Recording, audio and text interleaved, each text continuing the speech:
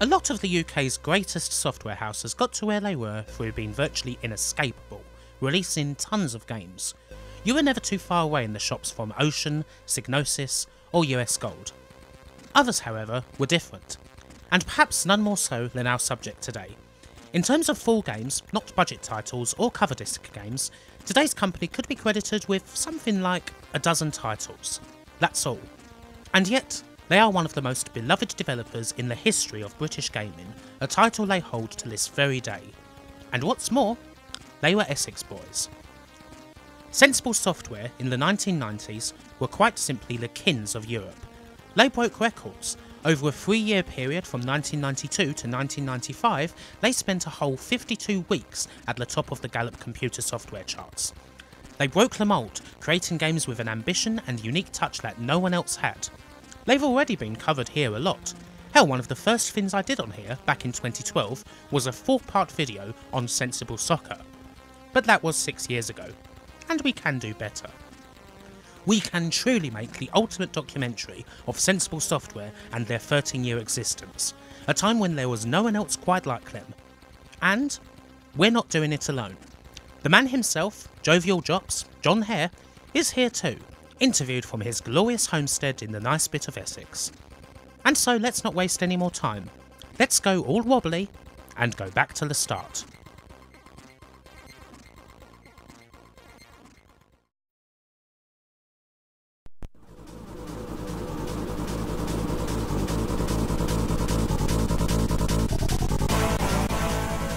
Now, as I mentioned, Sensible Software were Essex boys. Finally, I'm doing a company from my home bit. It all starts with Ilford's own Jon Hare, a squatty, long-haired 15-year-old who likes various 15-year-old things, such as playing music and smoking dope, and comes from a pretty creative background, always around theatre folk and other assorted stage people thanks to an Amdram-loving, board-stomping father. Somewhere along the way, almost by accident, he bumps into a friend of a friend. They get chatting and find that they're kindred spirits. And this little oik so happens to be the man they would call Cuddly Quicks, Chris Yates. So we met each other on I went to a Rush gig. You know, I was into this kind of music. Awesome. Yeah, so I went to a Rush gig with a friend of mine from school, and we went to Hammersmith Odeon to watch Rush. Really great concert. Came back on the train, and on the train on the way back, we bumped into a friend of mine's friend, and his friend was with another guy who was Chris. So as my friend was talking to his friend, I decided to chat with Chris. And because we'd all been to the same gigs, we were all into the same music, and we found out that we got on really well. And we were also happened to be in the same maths class. Yeah. Although we didn't know each other that well at the time. So we started to like talk at maths and in the end mess around. We were both very good at maths, so we could just mess around and do well. You know what I'm doing, yeah. And so, a glorious partnership was born, ready to create classic game after classic game. Not quite yet. At this stage, Chops and Quicks are more into their music. They did play themselves some games, of course, back in the days when you were always likely to find a machine in the local chippy and elsewhere, but for now they were in a band and writing music. The rest of the members were something of a revolving door, but Jon and Chris were always recording and mucking around. Sometimes when I'm weak, I lay awake at night, staring at the tiles on the ceiling, running when your rock goes down. Pick up a piece and start again. What's point, what's aim, what do I gain in the shot? We started to write music together very fast, actually, and we found another guy who said he was a drummer. Actually, he was using saucepans, like proper saucepans for drums, and we did one concert in the local scout hut. This is in Chelmsford, in the Chelmsford area, and we were terrible. He couldn't even drum to "We Will Rock You," which is very easy, right? Yeah, exactly. He couldn't quite manage it, but anyway, that was fun. So they got us on the way of doing gigs and writing together, and then we started to write more and more of our own music. There was various things going on, some strange gigs here and there where they'd dress in costumes, and an angsty love ballad or two, such as Narcissus, a song Jon wrote to get through the breakup of his first relationship, and which Chris saw fit to improve with some ripping, ultra-loud guitar, something he was pretty good at. And touched your hands and felt your softness. And in your eyes your gentle light shone in the darkness. You made me feel so clean, the dream was almost you. We did a gig where we both wore rubber masks and dressing gowns. Straight after our most successful gig, we totally transformed what we were doing to a two-piece. So we did Narcissus in our best gig, and then we did it again with the two-piece. And you know, Narcissus is a love song about me losing a girlfriend. Actually, when I was 18. Power ballad, isn't it? Yeah, it's like 18, lost the first girl I really loved, write a song. That's where it comes from. Yeah, of course. But Chris would always be taking the piss out of everything. So he decided when I was singing this mournful ballad to just crank his guitar super loud up. So this is in our gig when we were wearing the rubber masks. So Chris comes on playing this bleeding solo, like 2 or 3 times the volume it should have been, racing on the stage like this, and then about halfway into it he ran too fast and the lead came out of his guitar and it went silent. So it was quite funny, and we did a few other strange songs, and this kind of attempt to do something different, I think is very much akin to what we did, certainly with WizKid and even with Whizball and these kind of games. We always had this feeling that we wanted to do stuff which was successful, but also we wanted to do just purely art stuff because we wanted to do it. He would also become quite good at programming. It was something he'd learned pretty well and had a good scam going for. Chris used to rent computers out from catalogues such as Littlewoods and K's on a try-before-you-buy sort of deal, and use them to teach himself coding. Then, after the rent period was up, he would return the computer, go to another catalogue, and rent the same computer again. This was how he learnt programming, and also how he made a little program that landed him a job at LT Software in Basildon, making him the first to get into the industry. Almost by accident, Jon wasn't that far behind him. LT had a project that Chris was working on called Fodder the Sorcerer, a game perhaps only known for its name, but he was struggling with the graphics. My tutors made a grave mistake of saying to me as a 16-year-old that, well, now you're not in school, you're in college, you're an adult, you know, it's up to you if you work or not. It's like, okay, I won't then. When I want music and smoke dope and hang out with my mates. It was a terrible 16-year-old. It was terrible, yeah. The 16-year-olds are stupid. I went round to his house one day to make some more music, and we were making albums. You know, we had a 4-track and we were making our own albums and stuff. And concept albums and all that. Not quite concept in those days, but yeah, getting there. And he was really struggling with this thing. So I said, okay, I'll try the graphics. But I was doing pixel graphics, and I did these little wizards and these dragons that they needed for the game. And the guys liked my work. They said, that art's good. And Chris said my mate did it, so I then joined the company as well. They offered me a job. Jon and Chris would spend 9 or so months at LT on various projects. The studio was small, and Jon's work was mostly focused on conversions of pretty obscure computer games such as Firefox. Jon also worked on a very early version of International Karate, believe it or not. This version kind of died when the lead programmer ended up doing a runner, probably because he was growing a ton of pot.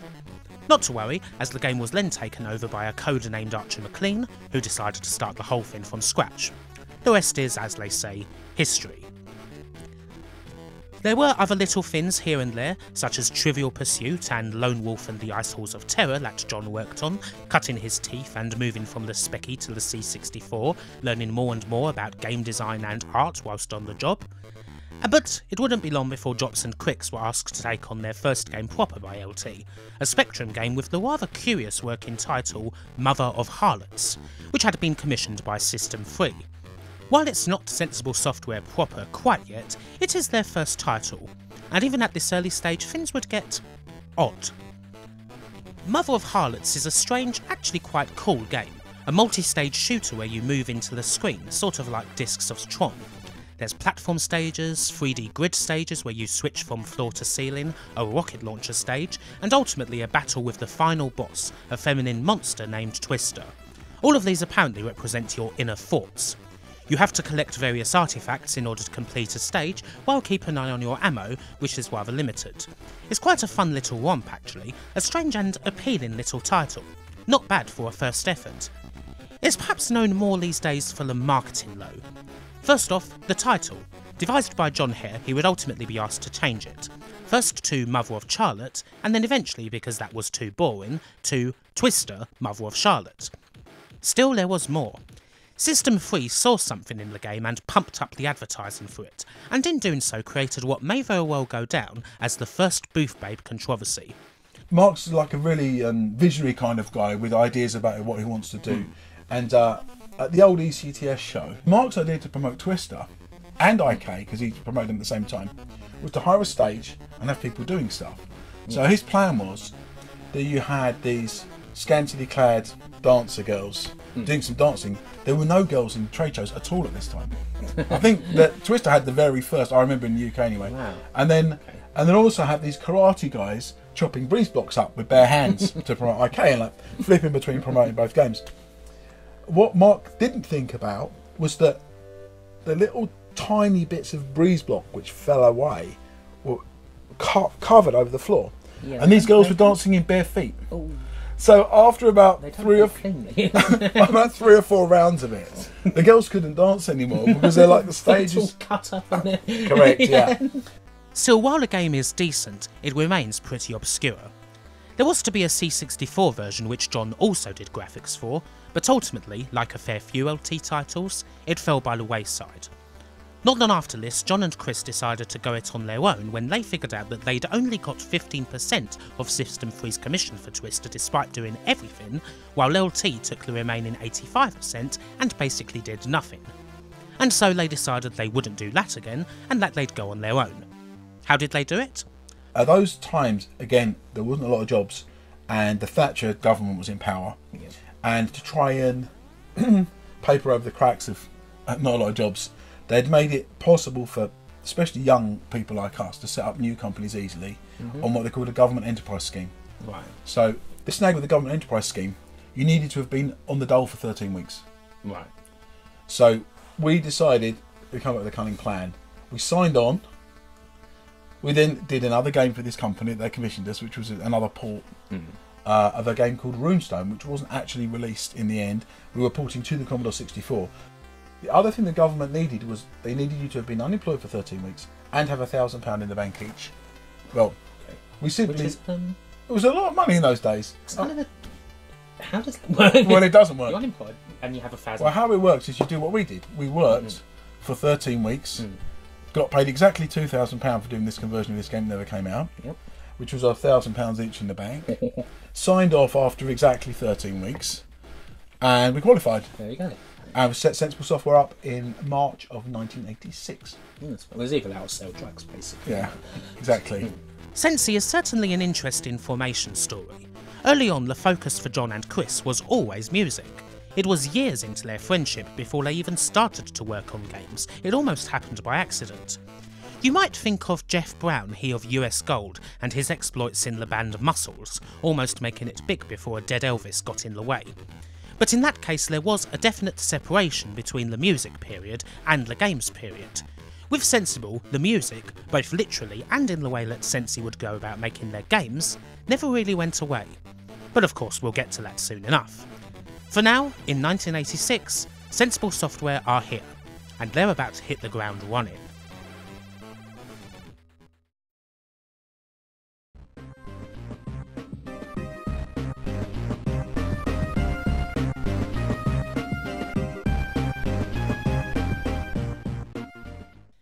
Sensible's first day of business couldn't have gone a whole lot better.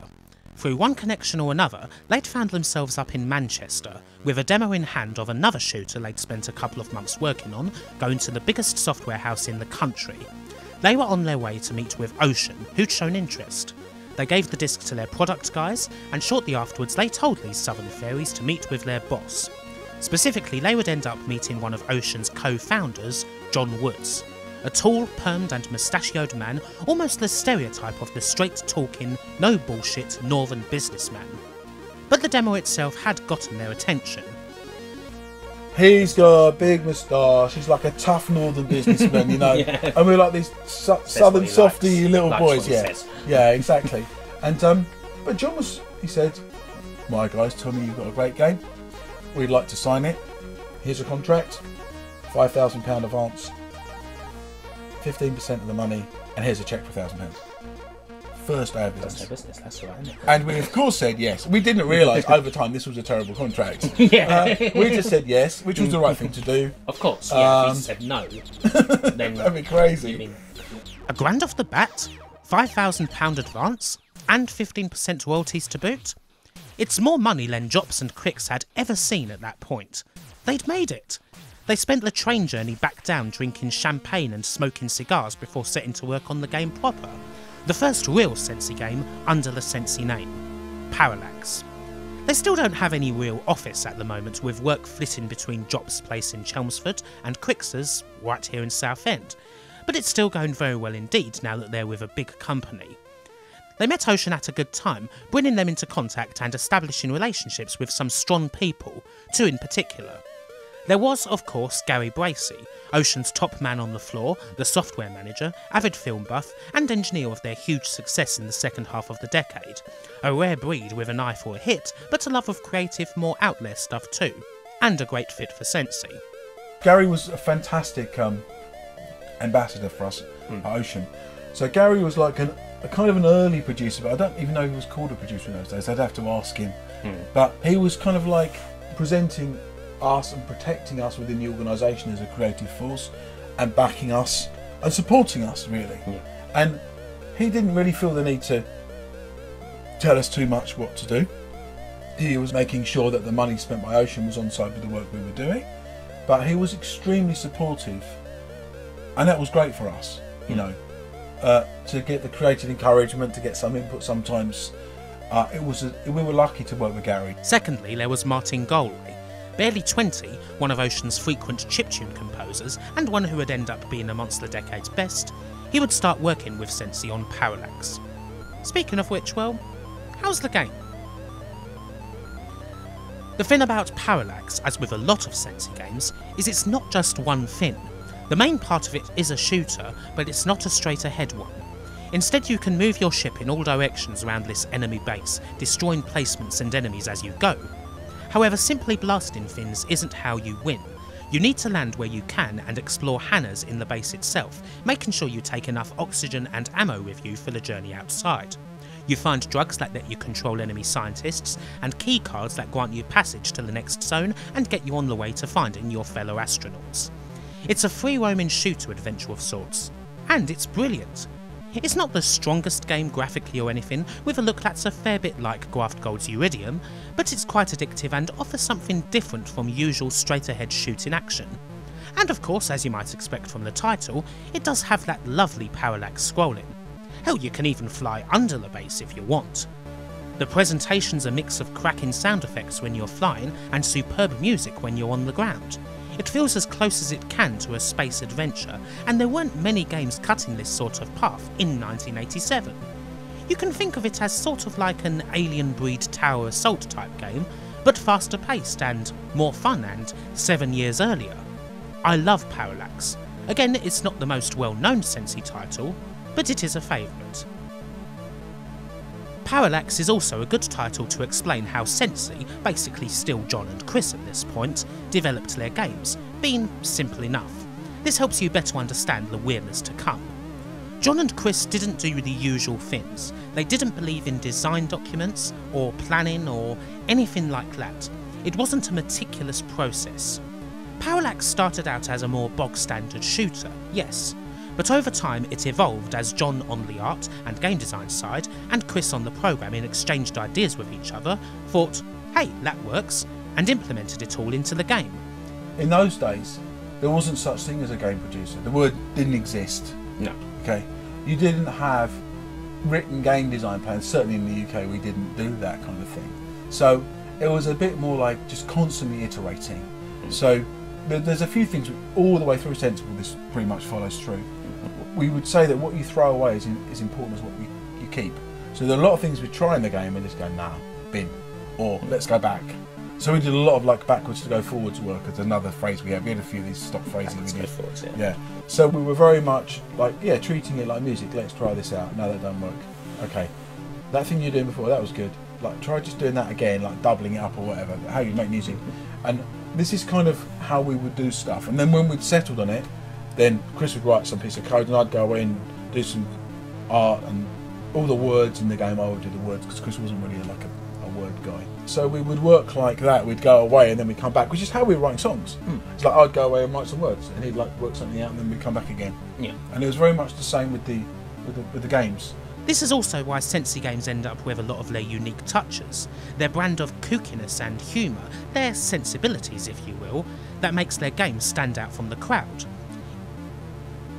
Parallax wasn't a game that set the charts on fire or anything, but it did gain the fledgling Sensi a reputation. It did very well critically and set Sensi well on the way for their next game, which would also be with Ocean. Once again, you start with the idea to make a horizontal shooter that's a little bit like Gradius. Somewhere along the way though, the iterative process changes things.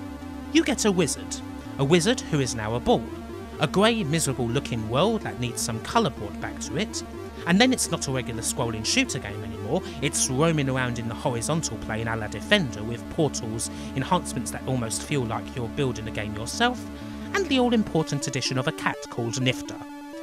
The end product is, once again, something completely out there, different, and so very sensible. It's Sensible Software's best known 8-bit game. It's Whizball. When you first play Whizball, you're lost. You don't know what you're doing. Hell, you don't know how to even do it. You're a barely controllable ball. The first bit of the game is literally taking control. You manage to shoot a couple of the stationary targets, get the pearls and power up. The first two are the most important, the thrust and anti-grav. When you get those, you're in full control at last. Then increase your main weapons with the second icon, and on the third icon you get the all-important Catalyte. When you hold the fire button down, you control the Catalyte. The Catalyte is important as only he can grab droplets of the paint you need to shoot before it hits the ground. You collect the colours, mix them together, and you make the world pretty. And of course, you do all of this while shooting lots of enemies. There are other little things as well. The filth raid, which comes to get you when you spend too long on a level. Certain droplets that turn the screen completely black. Bonus stages and the chance to choose permanent weapons that stay with you even after you die. All sorts. There is a certain journey you have when playing Whizball. At first, it's probably going to be frustrating. Like, really frustrating, as you wonder how to just get going. Maybe you don't immediately figure out that you need to hit that first icon twice. But once you figure out how to get full control, you're moving around, collecting paint, shooting enemies, powering things up, managing all these things at once. And an hour or so in, it clicks that this game is actually genius. When I played it just to get footage of it, I ultimately had to stop myself, because you could play this for hours. The sheer process of filling up those pots and making the world beautiful is unbelievably addictive. And I've not even mentioned the sound part. There's Martin Galway's iconic title theme, of course, but the game itself is filled with ambient sounds, beeps and boops all over the place, the bonus stage overdriving the SID chip. You could release an electronic album simply full of all of these sounds, like some sort of strange tangerine dream type thing. What else is there to say? Whizball is a perfect game. Sensi's first and not their last. I would go as far to say that it is the greatest game ever released for the Commodore 64. Relatively the start of the Commodore 64, so it was like a wow game. So they gave us a bit of, in the press, people liked it. It was very hard to play actually, but the press kind of liked it and announced us as a company. And oh, these guys are interesting. Okay, another company that's interesting.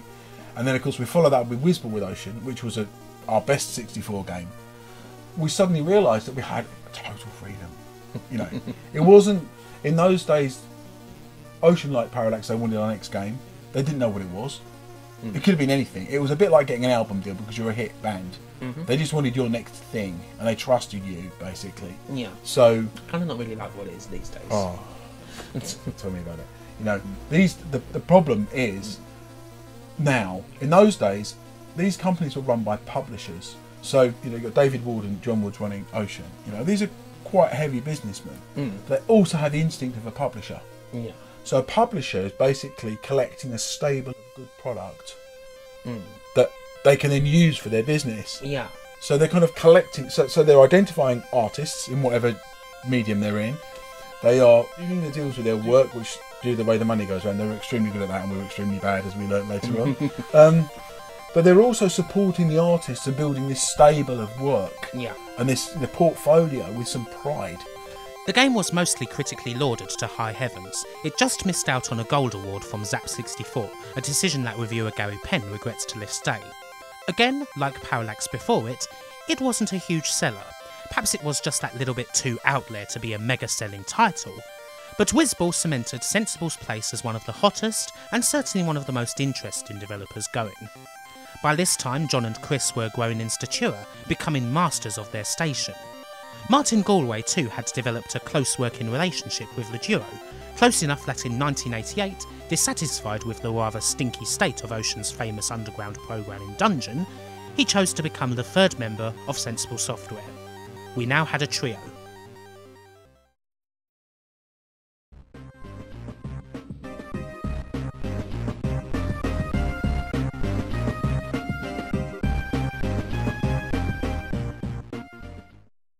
Whizball is, of course, Sensi's definitive 8-bit work, of that there is little doubt. But there was a lot more than just that and Parallax. Just not with Ocean. Ocean were the first big deal for Sensible, of course. When they got that contract, they thought that they were in dreamland. Of course, time and experience would show them that, in actuality, it wasn't that good of a deal, particularly because for whatever reason, Ocean never paid Sensi any royalties. No one's exactly sure why. It doesn't seem as though there was any malice behind it, it just didn't happen. Perhaps it's another case of Ocean being forgetful, which can happen at times. I mean, just ask US Gold. In any case, it's not like Sensi were tied to Ocean, so they were free to work with other software houses. One thing they particularly liked to do in the early days was budget titles. It was common for Sensi, after working on a big game like Whizball, to move straight into a budget game as a sort of cool-down, knocking out something quick and easy in a few weeks. There were 3 such budget games on the C64, Galaxy Birds, Oh No, and Insects in Space. Let's have a quick look at them. Galaxy Birds is the first and least of the 3.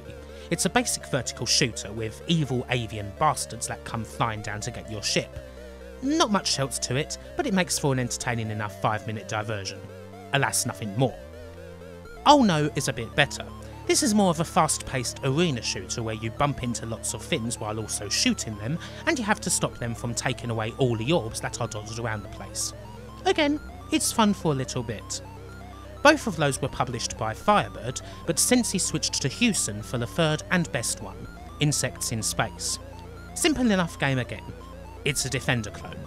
But a really nice Defender clone with a cool sprite, lots of loud and boisterous arcade effects, and appropriately breakneck gameplay. That one's definitely worth checking out if you like Defender, while you could probably give the other 2 a miss. Basically, when we finished the big game, we liked 2 weeks of just messing around, doing something stupid for fun, and then selling relaxation. it. Yeah, and it was a good way of doing other stuff and very much more arcade machine games. So we did 3 of them in total, and then we discovered that Ocean weren't so hot on paying royalties at all. Like, every royalty statement said 0 at the bottom, you know? And which we never quite managed to solve. At this stage of their existence, shoot-em-ups were definitely Sensi's thing. They'd done some pretty groundbreaking things in the genre already. In 1987, they tried to do something that would help with making budget games low. Chris Yates fiddled about and made a very easy-to-use tool for creating simple vertical arcade shooters. In the end, it wasn't used to make any commercial products. The quality of the software the tool put out wasn't really good enough even for budget titles. But still, they had a bright idea. Why not release the tool itself? And so you had Shoot 'em Up Construction Kit, published by Outlaw Software and available on C64 and Amiga.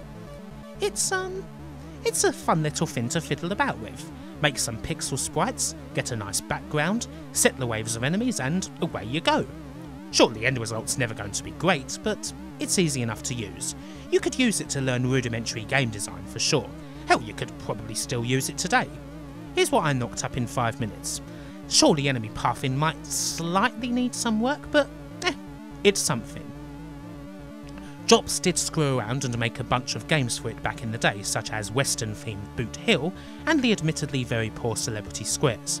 This was back in a time when Jon and Chris were in a house absolutely chock full of legendary gaming talent, who all threw in a sprite.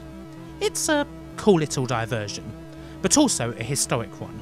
Shoot 'em Up Construction Kit may not be the very best of Sensi, but it was their first #1 game in the charts.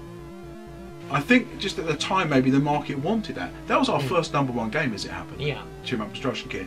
So it ended up being selling the tool, which did very well, and I made the silly little games that went in there. But really just encouraged Chris to polish the tool and gave him feedback as like the first user, if you like, the guinea pig, to just like continually polishing it until we could deliver the tool together with the 4 demo games to kind of like give people an idea of the versatility of the tool. So I deliberately picked different types of game to show different scrolling and different things you could do. We even made a terrible game called Celebrity Squares where we tried to mix work from different, because we had a software house. So there was that period of time I was living in a house with Gary Liddon, who's one of the Zap journalists. Yeah. I've been in development a long time myself now. We had Stavros Vassilis coming and staying in our house. Yeah. We had Gary Penn sleeping on our sofa. We had Andrew Wright, who was working in one of the publishers, then coming round to our house, and Kieran Brennan, who was one of the journalists you might know. So Yeah. we had a proper software development house. Martin Goodwell would come down. We did some music down there. I remember playing bass for him, and he took my bass lines and turned them into things in Whizball. So we had this total software house. So hub of like. Yeah, it was in Ilford. Yeah. At this point, Sensi moved away from the shooters and into another area of interest: sports, something which they were avid fans of, especially football. They ended up signing a contract with Microprose to make a football game, Microprose Soccer, in 1988. The game was largely inspired by an arcade game called Tekken World Cup, which they used to play a lot of. Indeed, Jon basically refers to it as an unofficial home version of the game, retaining the fast play, top-down view, and some of its more out there features such as the banana shot. By far the best way to beat goalies, the aftertouch in Tekken, like a lot of good things in games, surfaced as the result of a game bug, but Microprose Soccer was one of the first games to use it intentionally. It's a very nice early football game. Is Microprose Soccer a good precursor of what's to come? In some ways, but it's still quite a long way off from sensible soccer. It has its charm though, mainly in those little extras, the rewinding feature when you score a goal, or the thunderstorm that not only looks good, but changes play completely, resulting in huge sliding tackles and a very fast moving ball. There is also the manic 6-a-side indoor mode, which got in because Microprose wanted something to possibly sell the game to the American market, which didn't have a proper football league at the time. Indoor league was the only thing going. It is a good game. Obviously, it didn't do anything in America though, come on. Chris liked to push technology. He liked to show what he could do. He's like a programmer showing off, if you like. So doing these fancy rewinds and making it go black and white, and all these touches add up in the end to a game which has got more depth than similar games that you've seen at the time. And I suppose again, going back to the way that you guys made games, if it was a more traditional process, maybe those touches might not have made it in if you were purely working on a design document. But the way that you do things, kind of the iterative process. It's correct, and we were lucky that we always had fairly, we could kind of carry on as long as we wanted in a way. When you're making games, you've got this period where you're bedding down the bedrock structure, and then you can keep on adding touches. You can keep on and on adding these touches, and you've got a part where you're designing the first level of the game so it works, so you can feel the controls are right. Then you build out the world of the game. Then you solidify the world of that game, which has got horrendously more complex now. Things are online, and it means all sorts of things. But then after that period, you've got the final touches thing, which we were really good at, like adding funny sound effects, adding the right text, adding these small things you didn't need at the time, like rewinds, like rain in the Microprose Soccer's case, like a flashing R for replay, which no one had done. So these all added up to like by death by 1,000 cuts almost. All these little things. People go, "Oh, that's good, that game," because it's got all these touches built on a solid foundation. Speaking of America, another game worth talking about is Touchstone, which was to be published by Origin. I say was to be because Touchstone would end up being the first Sensi game that wasn't.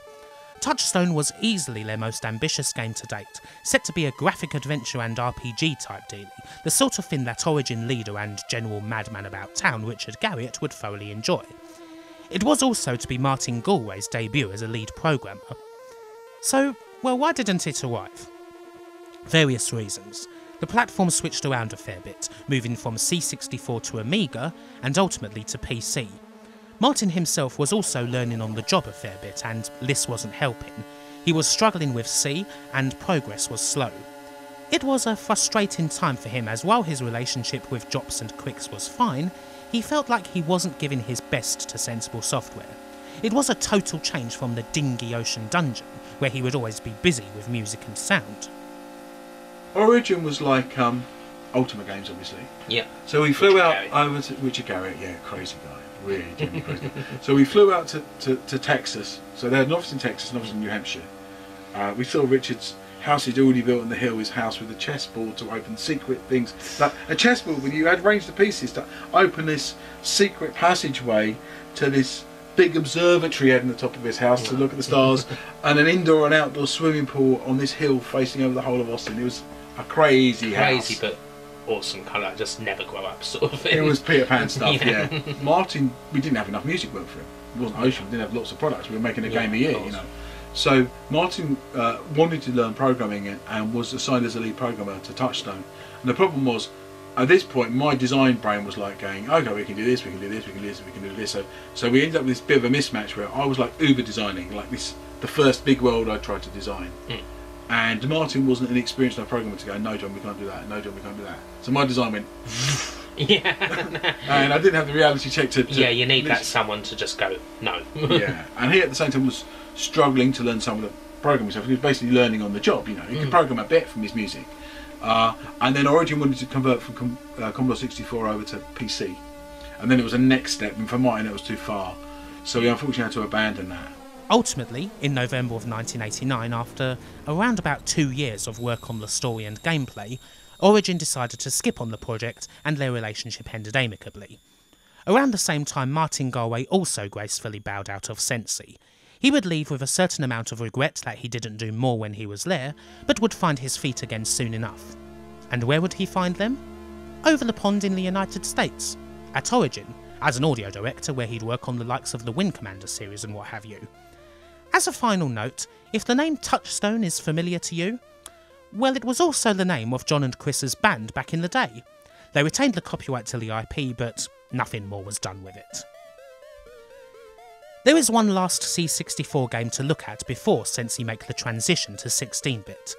A strange sort of goodbye. Sensi stuck with sport for International 3D Tennis, a 1989 game that they would release through venerable 8-bit journeyman Palace Software. By this stage, Jon and Chris were black belts in the Commodore and could basically do anything they wanted on the platform. And so Chris decided to go for this game simply because he wanted to see if the C64 was capable of a playable full 3D game. And was it? Actually, yeah, kinda. Obviously the game looks quite dated now, I mean, there's wireframe players for heaven's sake. But the speed, while obviously not fast, is still perfectly playable. Compare this to, say, Graham Souness's Vector Soccer, a game on a much more powerful system released around the same time, and it's easy to see which one is the better and more playable game, and it's not the one featuring a permed Scottish psychopath. There is still enough room for a little bit of atmosphere and world building. This is the first Sensi game to feature takes on real-world figures, there's some crowd noise and even speech samples from no less a figure than Dan Maskell himself, the voice of British tennis coverage for many a year, making this one of the first sports games to feature some sort of commentary. It's a worthy effort, and it ends up being a nice little send-off to the Commodore 64 from Sensi. Chris basically made a 3D world work, a weird Czech cartoon version of displaying 3D. Yeah, has this kind of wireframe thing going. Yeah. It doesn't want too bad, I mean, considering the platform it's on. It's a little bit slow, but there's some good innovation there as well. So, because Martin had gone, we need a new sound man, so we started to work with Richard Joseph. Yeah. Who's also a genius. We were very, very lucky with our sound Very guys. underrated genius. So, with 3D Tennis, my focus wasn't on graphics so much, because I was doing 100% of all the graphics for our games, all up to this point and beyond this point. Sure. So, because it was 3D, I didn't need to do much. A couple of wireframe tennis players doesn't take that long. International 3D Tennis is remarkable for another thing though. As mentioned, it has a nice line in atmosphere despite the incredibly early 3D, and a lot of that is to do with sound. Well, with Galway gone, there was a vacancy for a third member who dabbled with audio, and ultimately the position was filled by someone who was a little bit older than the boys, but had done so much with audio already, a man from an entire family of creative heads, who would end up being the perfect fit for Sensi. The third member was here. International 3D Tennis was the introduction of the legendary Richard Joseph, or RJ for short. And with his arrival, the core trio of sensible software is finally complete, and they're ready to hit the Amiga.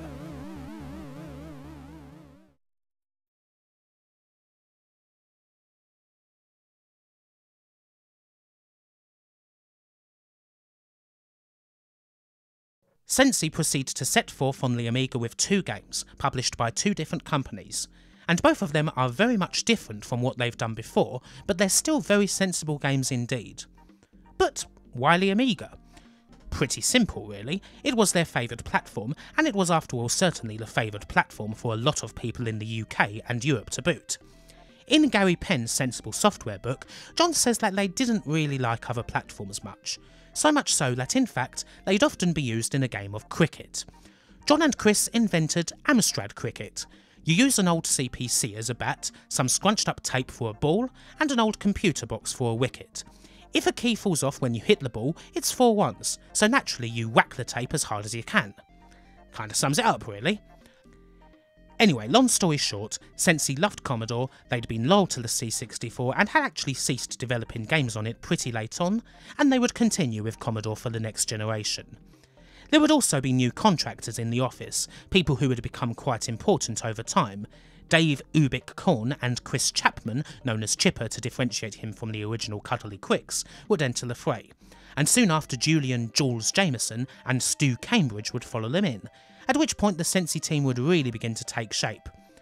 And also there were actual officers now.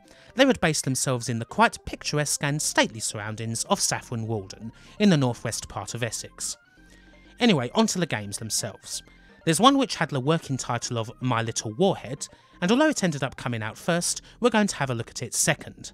Instead we'll go for the lighter and sillier one first. It's WizKid, and it brings Sensible Software back into the welcoming arms of Manchester's own Ocean Software after a few years away. Before we begin, let's put the cards on the table. WizKid is, by a mile, the strangest game that Sensi ever produced. It was marketed as a sequel to Wizball, but it's a totally different game. As the title says, it's the story of Wizball 2, a spiritual follow-up. In many ways it could be considered an art game even. So how come Ocean got it? They're still one of the biggest names in the business, and they're even more commercially successful now. This was when they had all those movie licenses. But of course, it comes back to Gary Bracey, the software manager. Gary loved Sensi's work and pretty much said to them, "Here's an advance, go make the game, it doesn't matter how weird it is, do what you want and we aren't going to limit you because we trust that it will be good." It's the sort of thing that would never happen in this day and age, in other words. WizKid is the definitive example of Jon and Chris simply goofing off and constantly riffing on one simple idea. The closest you could pigeonhole it genre-wise would be to call it a puzzle adventure, and even then that's not right because it's virtually unclassifiable. You play as Wiz the Wizard's son, WizKid, once again in ball form, although thankfully you can control him fully from the off, and you have to save Wiz, the cat Nifter, and lots of kittens from the evil Zark. How? Well, you play these levels where you have lots of objects around which you have to bounce into enemies. Simple enough, surely. Well, that's barely the start of it. At various points, WizKid will have to get his body back so he can get into the level and solve puzzles. If you simply go about the game without doing this, you won't even see half of the actual levels and you won't rescue enough kittens to complete the game. There's weird power-ups that allow you to juggle or grip onto objects, a crossword that occasionally appears when you fail to complete a level, a woman that barks like a dog, a sequence of musical notes that you complete to access the shop which the manual refers to as a golden shower, and at the end there's a nigh-perfect game of asteroids to finish it all off. There is so much here that's odd, by the time you enter an adventure level for a urinal, you're kind of used to it. You've reached another plane itself, still far away from Jon and Chris's headspace. And WizKid was just like the ultimate expression of me and Chris working together. It was like Definitely. Totally freeform game. You got this Arkanoid thing, you got this platform game, and we had a solid base of a game that worked as a structure, which was an unusual combination. And then the content was just make it up on the fly. Yeah. What do we feel like doing today? Let's do a woman with a dog's mouth that can swallow someone. Let's do this ship underground with different coloured glasses that you can't see stuff for. Let's add some crosswords in there. Yeah. Everything was like just freeform jazz. It's almost. a free flow game. It is one of the most completely out there. I mean, it's essentially an art game. It's an art game, yeah. And this is a good example of what we did at Sensible. So we tried to balance our commercial games like Sensible Soccer, football, extremely commercial, especially in those days where no one cared about licenses yet. And then WizKid, which is a very out there art game, and both of them are very good in their own way, in different ways. So we were quite lucky to be able to do that and to have like Ocean supporting us for WizKid, and then we had Renegade supporting us for Sensible Soccer, then we had Virgin supporting us for Cannon Fodder as well. So they're 3 good publishers and 3 different sorts of games as well, actually. Much like Whizball before it, WizKid was highly acclaimed without doing particularly well in the charts. Even with Ocean's generally lousy record on royalties, the Sensible Boys didn't exactly think they were going to get a whole lot of those anyway. Is WizKid as utterly essential a game as Whizball is? No. But it is a completely different game, and one I certainly recommend, if only because even now, over 25 years later, there is still nothing like it. A strange little journey into the mind of 2 of our national heroes, one that stood in marked contrast to the other game the studio was making at the time. The game My Little Warhead, which would ultimately be known as Megalomania, would be signed up by Mirrorsoft for release on their Imageworks label. At this point in the early 90s, it looked as though Mirrorsoft were right on the verge of being the top of the tree. They had a whole load of very good developers and sharp managers under their wings. They were sinking their hooks into the whole of Europe. Potentially Mirrorsoft were set to become, in the next few years, the biggest software house on the continent. The only way was up. One of the names they had was indeed a group that formed around the same time as Sensible and could be seen as their closest rivals, the Bitmap brothers. The relationship between the Bitmaps and Sensi would eventually be very friendly indeed, but there was a certain half-serious rivalry. The Bitmaps had that cool image about them, that picture on the roof of the Maxwell building in front of a chopper, not to mention some pretty blinding games. Sensi also had that cool edge about them, so in a way, the Bitmaps and Sensi were fighting for the same spot. At one point they so happened to be called the Bitmap Wankers in Sensi's Filofax. Again, not that there was ever any actual bad blood, just some admitted jealousy. Once again, Sensible signed a deal, a pretty good one that would actually end up being for no less than 4 games. 2 of them are pretty damn famous, so we'll get to them later, and the other 2 are Megalomania and its sequel.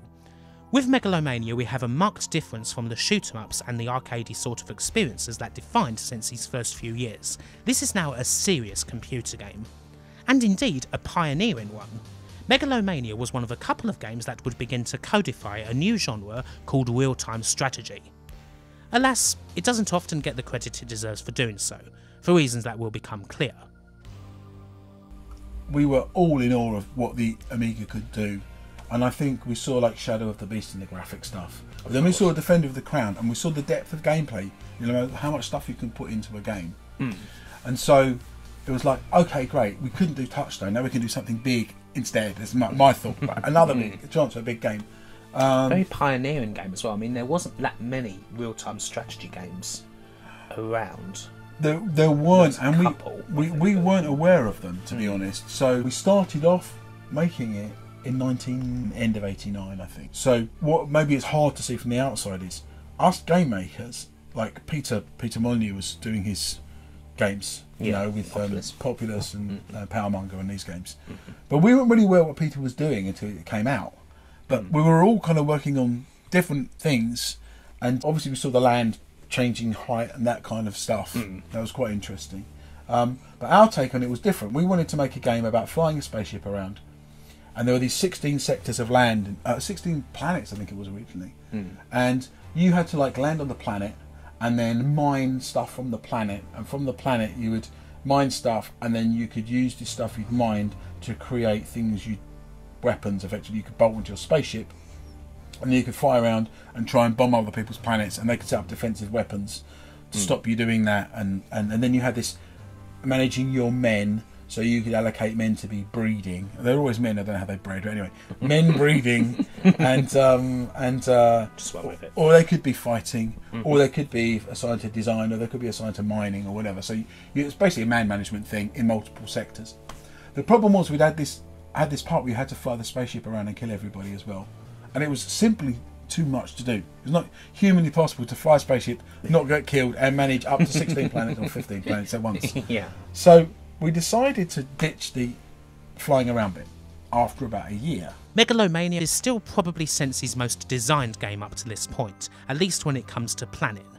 Some of this may come from a different duo, with Jops taking up design as usual and Chris Chapman doing the coding, but the complexity of the game certainly required a solid ground. Not that there wasn't plenty of room for personality. The different characters are indeed markedly unique in their personality. The men have all sorts of quirks. Richard Joseph constructed an outstanding score and filled the sound with iconic speech samples and classical strings. It has a great feel about it. Megalomania is certainly a classic, of course. It's a great game to get into real-time strategy. All of the game's islands take up no more than a single screen, making it a closed-in and speedy experience as you try to get the other generals before they get you. Of course though, you can't talk about Megalomania without talking about its innovations, of which there are many. It's hard to believe some people dismissed it as a Populous clone when it couldn't be further from one. Of course, Bullfrog's invention of the God genre may have lit a spark, but Megalomania is a wholly different game that cuts its own, almost equally influential path. The real-time strategy element that sees men ordered to fight against each other is one thing, of course, but there's more. Megalomania was the first released game to feature a technology tree, predating Sid Meier's Civilization by a matter of weeks, a core element of the RTS. The other big thing was mining for elements and resources, essential for speedy progress, and again, Megalomania was one of the first to do this. It shares the honour with another RTS pioneer, Technosoft's Herzog Zwei from Japan, a 1990 Mega Drive game that at the time, the Sensi boys weren't aware of. Both made it essential to obtain resources any which way you could. Alas, neither usually get the recognition they deserve. In the case of Herzog Zwei, it was a completely out there game, an arcade strategy hybrid like no other, including further innovations like a main command vehicle that you control literally years before anyone else did it. Most reviewers didn't get it, the game scored badly, and it didn't sell. But time has been kind to it. The reasons for Megalomania's relative obscurity, however, were much more immediate and brutal. Megalomania was certainly set to be a hit. The deal that Sensi had obtained, $35,000 apiece for it and its sequel with 25% of the royalties, was a signal of intent.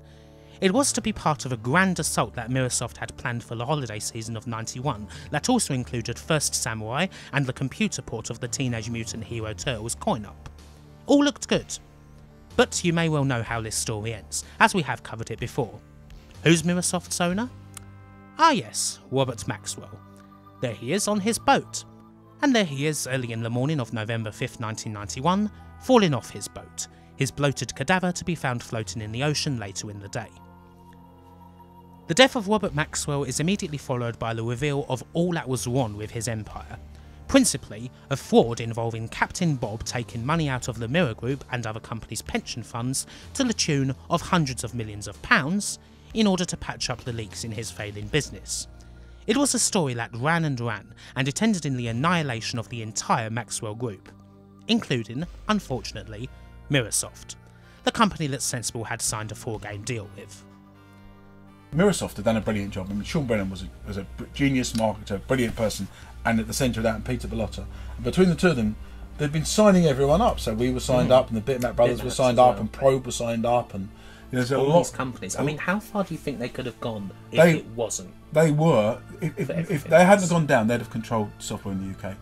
All the developers, you know, for that time, they were really had worked their way into that power seat. They'd slowly got there from a small company doing educational and flight sim games. What did this mean for Megalomania exactly? Well, Sensi didn't get any more money from it. It was released in September and Maxwell drowned all of a few weeks later, meaning they didn't end up with so much as a single royalty payment. Not to mention that with Microsoft dead, there weren't any new copies going out to the shelves anyway. It would take a few months before the game was recovered and would return to the shops, but by then the damage was done and all the game's momentum was gone. Annoyingly enough, Megalomania is perhaps more famed as a console game even, but the ports hardly made up for it. A year later, Westwood released Dune 2 and ended up taking most of the credit for pioneering the real-time strategy genre, despite the efforts of both Sensi and indeed Technosoft. The real damage was done because Megalomania would have gone on to be very, very big if it had that run through Christmas, through January, February. It lost all of that stuff. Yeah.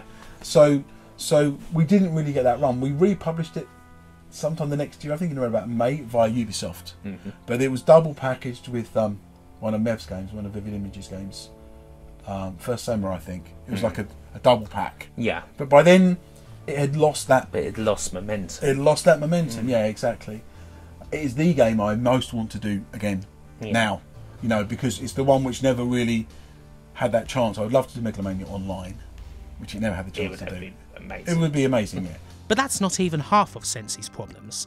The fall of Mirrorsoft was for them a brush with death. When they fell, Sensi basically had nothing coming into the accounts for a time.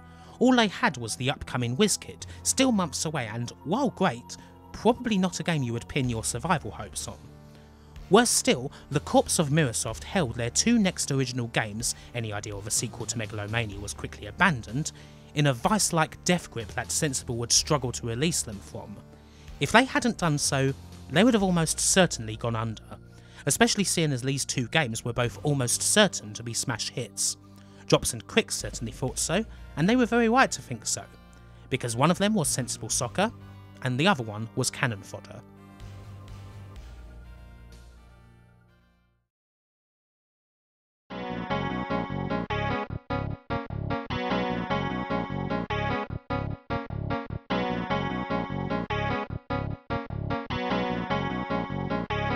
Fortunately for the history of gaming as we know it, Sensible Software were able to release these two games from the clutches of Mirrorsoft, preventing disaster.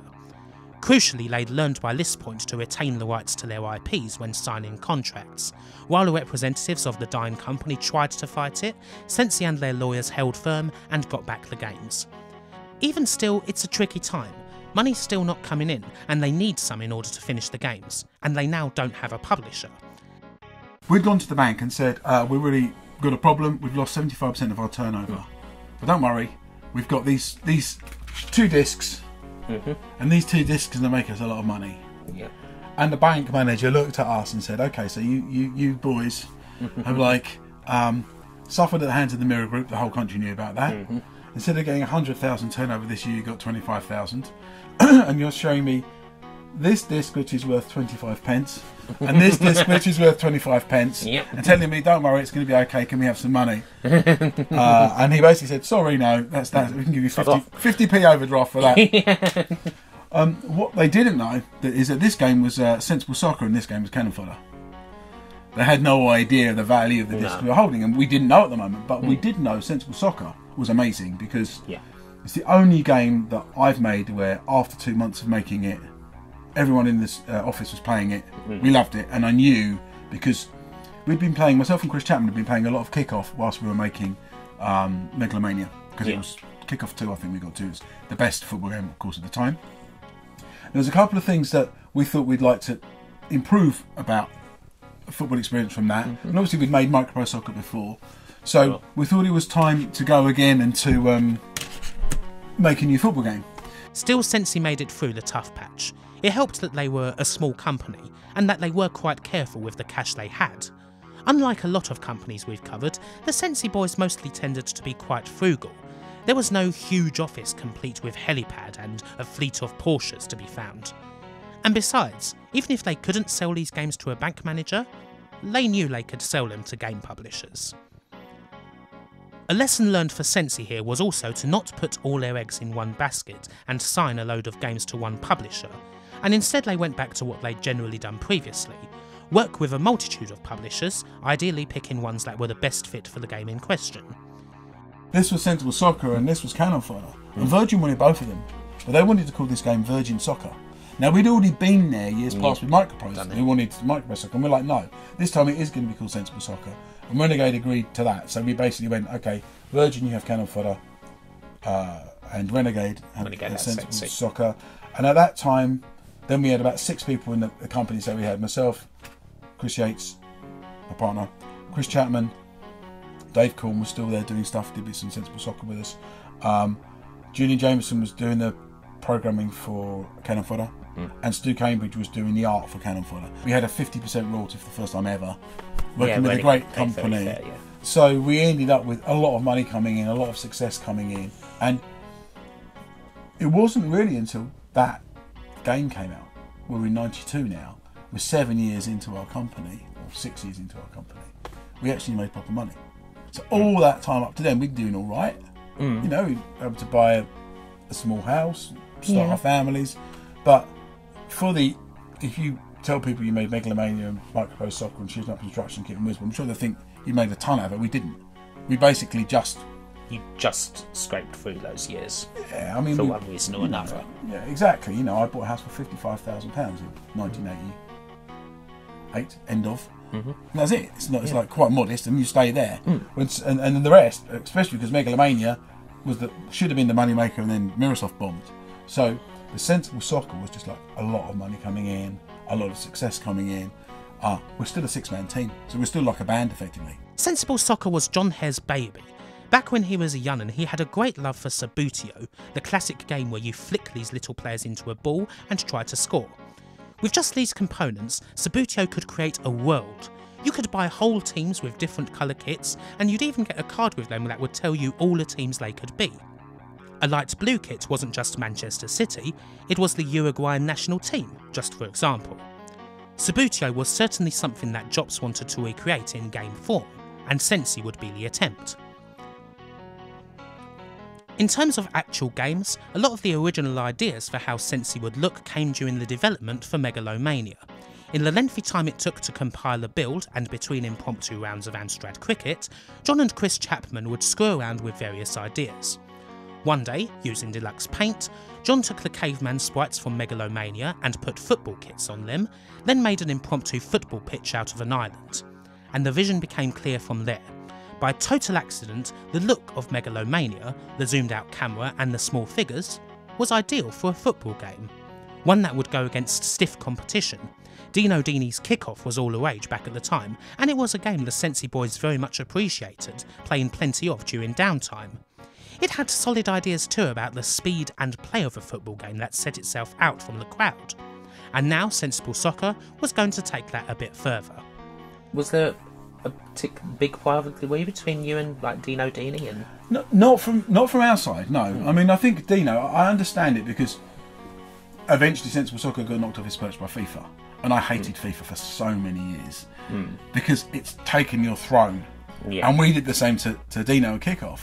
So I think Dino perceived the displacement like we did. Actually, I had a big discussion with Dino about this about 2 or 3 years ago. I hadn't met him at all, and we met at some game event in Poland. We ended up in the same hotel lobby, and from a couple of mutual friends talking and stuff, we started to talk to each other, and actually it was good. It was great for Dino to just tell me what he'd been feeling, you know. And I made it clear to him that from our perspective, it wasn't rivalry. We thought his game was great. It was the best football game. We just made another one, you know. The zoomed out camera and small sprites were ideal for Jon mainly because in his eyes it was important to see a great deal of the pitch. In a sense, it recreates what a footballer would be able to actually see through their eyes. Not just people who are close by, but loads of distance away who you might want to chuck a long pass to. Jon didn't care for side-on or isometric games, mainly because they didn't show enough of the pitch. That to him was essential. Another thing that was important was accuracy. We were the first game to have players who had black faces, because people up to that point have been really lazy. They've made one footballer sprite. And they had forgotten to, like, you know, I played one game and John Barnes was white. And as a football fan, I wanted John Barnes to look like John Barnes, and he's the number 7, and he plays in the middle of the Liverpool midfield, and he was born in Jamaica, and he looks like he was born in Jamaica, you know? And this was like some guy who was, this looked wrong, it was wrong, it upset on me. every level. Yeah, it totally upset me. The sprites would have accurate kits, accurate names, accurate colour hair, well, black or blonde, and accurate colour skin.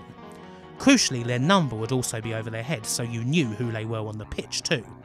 With the magic of gaming and the sprites zoomed out, your mind would fill in the blanks, and these little things allowed you to believe that yes, that was Paul Gascoigne zipping about in midfield, or Gary Lineker hanging out in the area waiting to score. There's lots of other details about the technical construction of Sensi. The pitch is a grid where players mark their own territory. Everyone has an invisible cone in front of them that identifies the ball, and in doing all of this the game is kept fast and feels natural. Which is the point, you don't notice any of this when you're playing. We've gone into this before of course, but Sensible Soccer is perfect. Whilst he was busy being thrashed on camera by Jon Hare at the 1992 Games Master Expo, Dominic Diamond summed it up simply as a game that's so easy to pick up but still takes a fair bit to master, and it's different and exciting every single time. It never needs more than a joystick and a single button to unlock all the passes, balls, shots, aftertouch, tackles, and everything you need for a fantastic game of football. The best released up to this point, possibly the best that's ever been released. There's only one studio who beat this game, and we're covering them now. So addictive, so much fun, even more so with a second player. This was the best thing they'd done to date. And, quite rightly, it was the game that truly made them kings. It received nothing but 90% plus scores from every single magazine, and then it smashed up the charts. Straight in at number 1 in the middle of 1992, and it would stay there for weeks, selling hundreds of thousands of copies.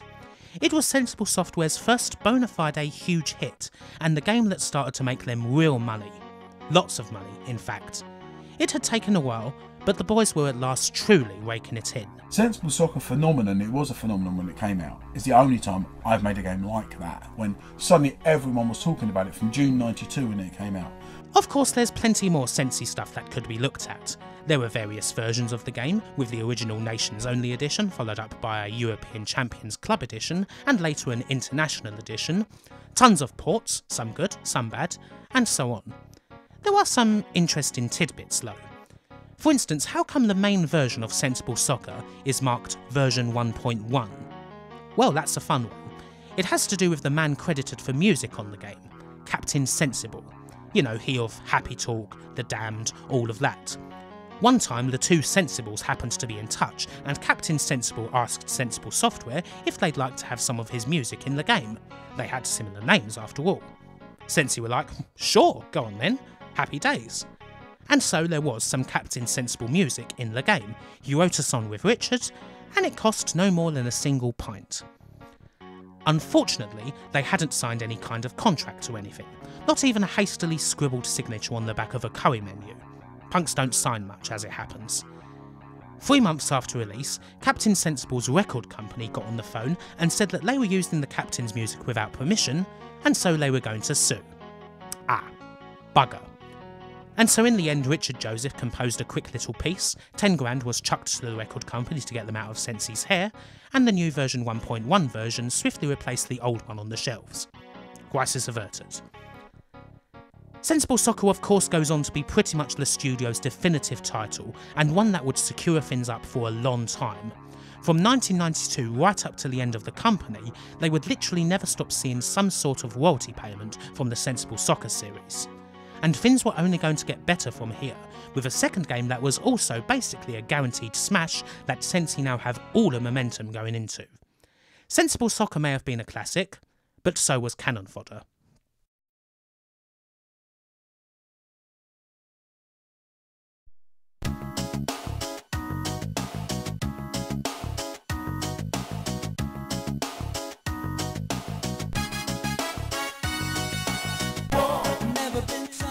The first interesting thing about Cannon Fodder is that it was actually the first game by Sensible Software to not feature either Jon Hare or Chris Yates taking their usual lead roles.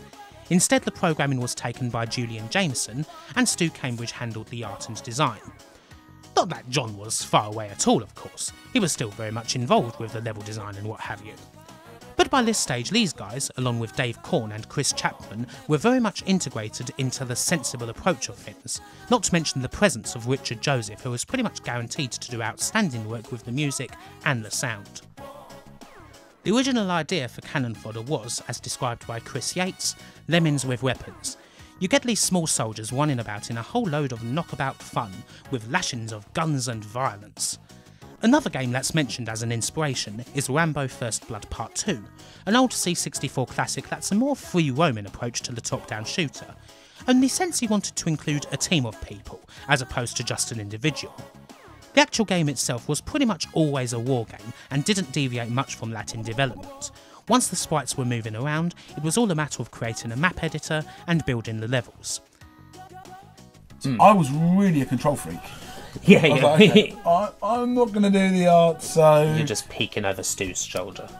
Well, I planned everything. Every single level was drawn on graph paper, like at school, as a map with exact positions. This soldier goes here, this thing goes here.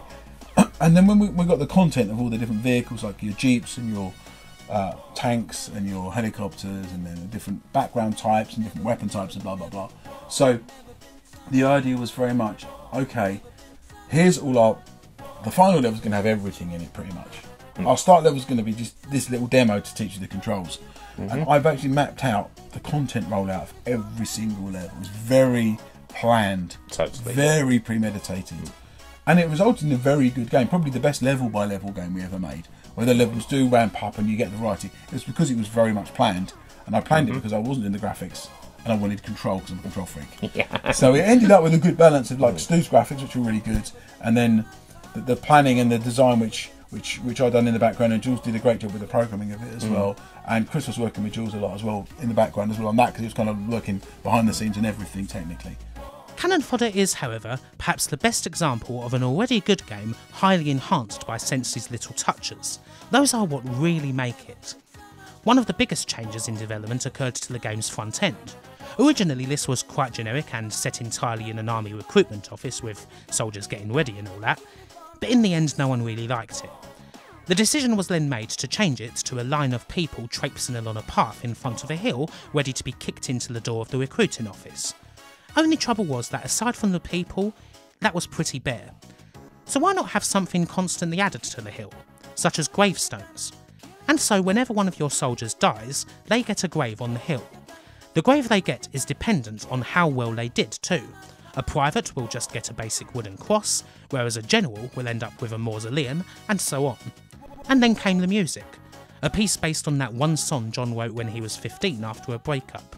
I touched your hand and felt your softness, and in your eyes your gentle light shone in the darkness. You made me feel so clean, the dream was almost you.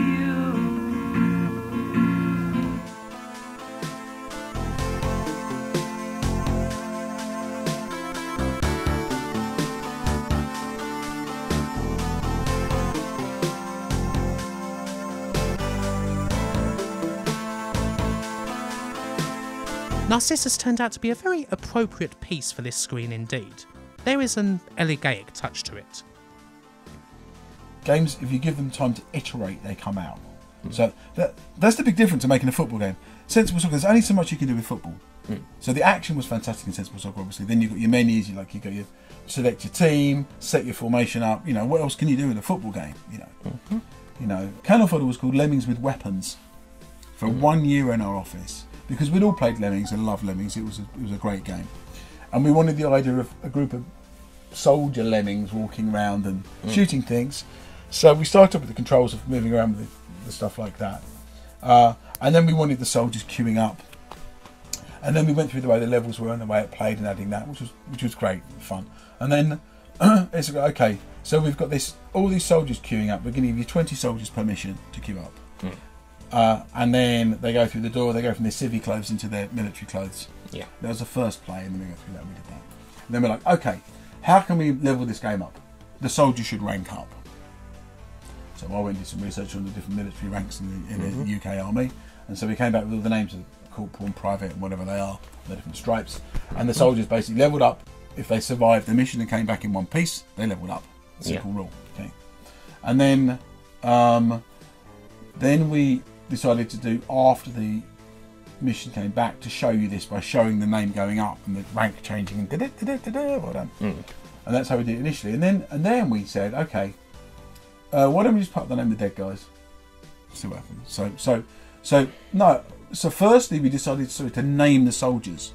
We named the soldiers because we wanted to know who had ranked up. Yeah. So then we had to invent these names, and we had about 500 names. So we started off with Jules, the lead programmer, Jobs is me, Stu, lead artist, Chris, or Quicks, I think he's called Quicks in the end, Chris, like my partner, Chris. CJC would be Chris Chapman, and Ubik, Dave Corn, and RJ is Richard Joseph, and Mike Hammond, Mikey was doing the data for us for the football game, and all our team of people. And then it's like, okay, what do we do next? We do other people, like our accountant and people like that. Other people who've got the business. And then you go, okay, right, now we need other names. So you put like normal names like Steve and Bob and that. And then you go, okay, let's make it more exotic. So you put in names like Abdul and things like that. Then you put stupid names like Chalky and Spiv and like you're just making rubbish up. And you end up with 500 names. A bit like we did the custom teams for Sensible Soccer, where it's just like a joke. Everyone's kind of got their little jokes that's full of insider stuff. That comes from like at night, like when you're sitting there at night and it's 3 a.m. and you're building the game again, and it's like I'm the one who did all the data stuff for the name. So it's like, okay, we want to call this team Essex Girls. Okay, Essex Girls. What colour are they going to wear? Pink. Right, pink. You know, what are we going to call them? What about Stacey? You know, what about this? And I'm just typing it all in and then deciding if Stacey has blonde hair or dark hair, and that's it. That's my job, you know. Yeah. And the kebab shop and Chinese food and all the others, they're just so easy, and it just becomes a little fun around the office, and then you know, it's like that kills half an hour when we were bored, waiting for the game to assemble. There were plenty more touches that gradually bolstered the ironic Blackadder Goes Forth-esque take on war that Cannon Fodder brought to the table. The home and away counter, the joyous music at the end of a mission that's immediately followed by Narcissus, the lists of those who triumphed and those who died complete with names and rank, and of course, that theme song. War Has Never Been So Much Fun came from a simple little cod reggae muckabout, which Jops and Richard Joseph proceeded to turn into something quite special that's a perfect introduction to the game. It was so good, it even ended up having a music video shot for it. Another jolly good laugh featuring the Sensi crew screwing around in costumes with toy guns and a half-track. Funnily enough, Sensi hired the same crew to shoot the video who'd previously shot a feature on them for Anglia News, where they'd talked about the success of Sensible Soccer. All these extras help to make Cannon Fodder the classic it is, of course, but the game itself is, as always, truly the key. Mechanically enough, it's perfectly simple. Move the team around with the mouse, right-click to shoot anyone who appears, make use of grenades and rockets to blow up buildings. Simple. Playing it, though, is pretty tense. It's not a constant stream of action. There's lots of ambience as you move to the next situation, a whole bed of sound created by RJ. Jungle noises, birds, movement in the distance. And then suddenly, soldiers. Whack-tat-tat, boom, bang, loud noises. Then that's over, and you move to the next one. It's slow and quite strategic, always keeping you on the lookout for the next encounter. As the game gets harder, you split the team up and send whoever the lowest ranked soldier is out as a scout. Hopefully they'll blow up a couple of bases, they'll get rid of major problems such as rocket soldiers who can smash a line of soldiers up in seconds but have more trouble hitting a single moving target. They may even complete the whole phase, but a lot of the time they often end up dying, and the process repeats with the next guy up. In the end, this makes the Lost in Service screen all the more affecting. It's a big list of soldiers who pretty much died so that the higher ranked guys could be protected. They're the cannon fodder. Appropriately enough, it is also the toughest game Sensi had released up to this point by far. Sometimes there's some nasty difficulty spikes. Fans of the game may recoil in fear at the very mention of Mission 9 Phase 1 for a start, and it only gets tougher with the introduction of tanks, choppers, turrets and so forth. It's not for the timid. But it is truly a remarkable game. One that again stands as a classic, was praised to the very highest of heavens, and sold a whopping great bundle. Something helped along by Virgin and Sensi's sense of marketing, which also managed to cause a hefty dollop of controversy. The Royal British Legion were not happy at the game's use of a poppy, despite the game's anti-war message. They never played it to have a look, and ultimately a disclaimer had to be put into the front of the game to make it clear that they were not in any way associated with it. It was annoying because it came shortly after the Captain Sensible controversy, so this is like another someone coming after us. Like, now we've moved on to the map with Sensible Soccer being big, we got almost straight away, like what inevitably happens, So basically what happened was Sean Brennan at Virgin, as I said, the best marketing I've ever worked with in games. He was a genius in marketing. And he had this idea of putting a poppy on the cover. So basically it's like a black cover with a poppy for Remembrance Day. I mean, there could be nothing more appropriate as a cover for Cannon Fodder. Yeah, and a November release day. Yeah, absolutely perfect. So we started to advertise this. Problem was, the Royal British Legion weren't so enthused. No. And actually someone got in contact from the Daily Star somehow about this. So they started this furore about Royal British Legion is enraged by computer game, which is like doing a disservice to these war people who've died in the war and the Chelsea pensioners and everything else, and how terrible these youngsters are making on these frivolous computer games, and you know, having no respect for the dignity of the people who died in war. And really the most irritating thing was, have you looked at our game? Have you seen we are about the only game you can find that does give respect to people who die in a war No, they hadn't. No, So of course not. unfortunately, we were asked to pull the Poppy, not least because at the end of the day, the people said that we own that Poppy, it's our copyright, and you're infringing upon our trademark by using our plastic copy trademark for Royal British Legion.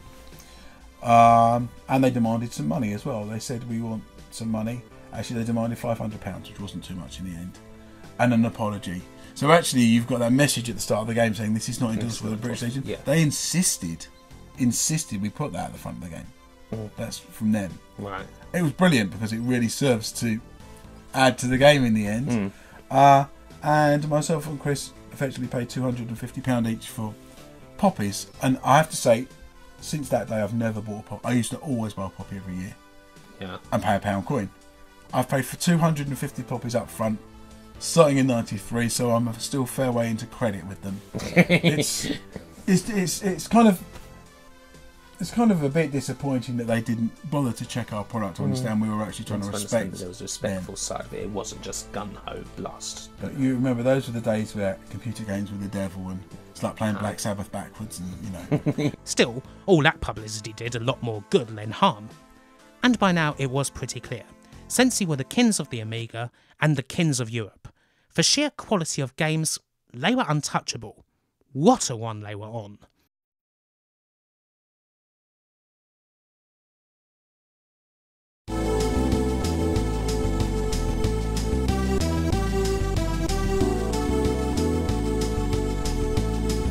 Now, before we get to the last few games, there's definitely a few loose ends to tie up here and there. Whether they're smaller projects that Sensi worked on, or games that were never released, or even games that the studio did under an assumed name, this is a nice time to do that. First off, there's the small affairs. If you recall back to the C64 days, Sensi released a couple of budget titles back then. They liked doing budget games because they were a good way to cool off after releasing something bigger. During the Amiga years, that practice didn't really go away, but instead of releasing budget games, they released games on magazine cover discs instead. This was one part of Sensi's excellent relationship with the press. Whereas some studios were a bit iffy when it came to dealing with the media, Sensi loved it. You probably couldn't find anyone from the time who'd have a bad word to say about them. Jobs himself used to go around the houses to the mags so that he could demonstrate the new games personally. It obviously helped that said new game would usually be bloody brilliant, of course, but Sensi liked dealing with the press, and the press liked dealing with them. The cover disc games were shared around 3 of the top mags of the time: Amiga Format, Amiga Power, and Amiga Action. Sim Brick was the first of these, coming on a special Sensible-based Amiga Power cover disc from 1992. It's a joke, basically, a parody of Maxis's sim games where you can either let the brick exist, at which point it drops onto the screen and crushes an ant, or you can view its schematic. That's it. A bit of fun. The same disc also comes with this strange little thing called Sensible Startist, in which the entire team were asked a bunch of silly questions and they give appropriately silly answers. Even more sillier as the program uses the Workbench Say tool for maximum robotic voice antics. For the most part, however, these cover disc games were weird takes on demos. Unsensible Soccer allows you to have a generic first goal wins match with Norwich, the team Jon Hare supports funnily enough, against Man United. But you also can have a match where apples take on oranges, with pears in goal and a ball that occasionally drops a banana skin for you to slip on. Cannon Soccer features 2 original levels for Cannon Fodder, one of which is based on a football pitch. You gun down football players and wizards for megalomania, while also avoiding a chopper. Sensible World of Moon Soccer is a demo for the upcoming SWOS, which features teams with garbled up names and plenty of moon physics, along with craters that bounce the ball weirdly. The absolute best of these, though, is the almighty Sensible Soccer 92-93 meets Bulldog Blighty. You get 3 instances of England versus Germany. The 1994 game is a generic Sensi match, the 1966 one is also Sensi, but in black and white, but the 1944 game features soldiers from Cannon Fodder kicking a grenade about. The grenade has weird bouncers, and it also occasionally explodes, permanently taking out any player that's in the vicinity. It's a hilarious and really great bit of fast-paced first goal wins action, and you know what? I would love it if something like it was made again. Perhaps it could be a cool little extra for Sensible Soccer. Lastly, there's Sensible Train Spotting. An Amiga power cover game from 1995, this would actually be the very last new game that Sensi released on the system. It's a very basic thing. You play as a hooded train spotter sitting right on the very arse end of the platform, and you mark the codes of various trains off on your card as they come by. You have 100 seconds to complete this bout of intense spotting action, and once you do, the game congratulates you on your utter sadness, and you take a very excited sip of your thermos. And possibly have a little fiddle about in your trousers. Thankfully the spotter's back is to you, so we can't be sure. And that's the cover disc games, a thoroughly silly and jokey bunch, with the odd bit of outrageous brilliance thrown in. But what about some of the games that didn't happen, then? When you think of Sensi, you always think of one game in particular that didn't happen, but we're not going to be covering that yet. There were a few other projects dotted around, such as, for example, Mirror Signal Manslaughter. Planning for this game happened around about 1992. It's a top-down driving game where you get points for thoroughly reckless driving, including mowing down old ladies and the like. If this had come out, it would have predated GTA by years. Funnily enough, DMA Design did at one point have a similar game for the Amiga in the works called Race and Chase, the precursor to what they would do with GTA. Neither game arrived, but it is funny that these similar ideas both came from two of Britain's best and most iconoclastic developers. Console Olympics, if it had come out, would have been the first totally original game that Sensible Software published for a console. There would be a lot of events, all sorts of athletics and all that, a fun little sports game. Much like Mirror Signal Manslaughter, however, it never got past the visualisation stage. Similarly, The Daily Universe Dies was never more than Chris Yates having a little play around in 3D. Molotov Man, however, could have been something. Chris Yates and Stu Cambridge were working on it, and it would have been a return to arcade shooting on the SNES. A proof of concept demo was made for it, but there was no further development. There are some interesting little titles in this wave. Of course, the two main unreleased Sensi titles are still to come, for they fit into the end of this story. There is another little game to cover here, while we still can. The one original game that Sensi did release on consoles, although oddly not under their own name. A very obscure game that most people don't know, let alone know that Sensi actually had a hand in making. First off, let me remind you of this Mega Drive classic from 1990. Good old World Cup Italia 90. You know, the game you play when you can't think of anything else to play, even though it's kind of terrible. That game. In most other parts of the world, it was known as World Championship Soccer, and you might not actually know that the game had a sequel. It was released in 1994 by Sega themselves, but really doesn't seem to have gotten much traction at all, not being an official World Cup game or anything. It's World Championship Soccer 2, and it was made by Sensible Software. How did such a thing come about then? Pretty simple really. Sega came to them, and it was just something that Sensi did for a bit of extra cash. While there were a fair few ports they didn't have much to do with, they did do Mega Drive ones, and this is certainly the most interesting one because, well, it's basically Sensible Soccer. However, it's not Sensi as you know it. It's a side-on version of Sensible Soccer, complete with much bigger sprites. That may hide it at first, but if you know your Sensi, you can see it all. The positioning, the aftertouch on the ball, the goals that are scored, even the way the teams come out and how the camera moves. It's Sensible Soccer alright. So, World Championship Soccer 2, this crafty little game pretending to be something else that Sensi, primarily Chris Yates for this project, didn't put their name to, preferring the nom de plume of the mystery chefs. But of course, it is Sensible Soccer, and you know what that means. It means this game, barely known by anyone, is actually very bloody good. Easily one of the best football sims on the Mega Drive. Sensible Soccer, as it turns out, is still a very good game, even with a side-on camera. And it most certainly is a damn sight better than the original World Championship Soccer, that's undeniable. It's an interesting little thing, the Sensible Soccer game that a lot of people don't even know exists.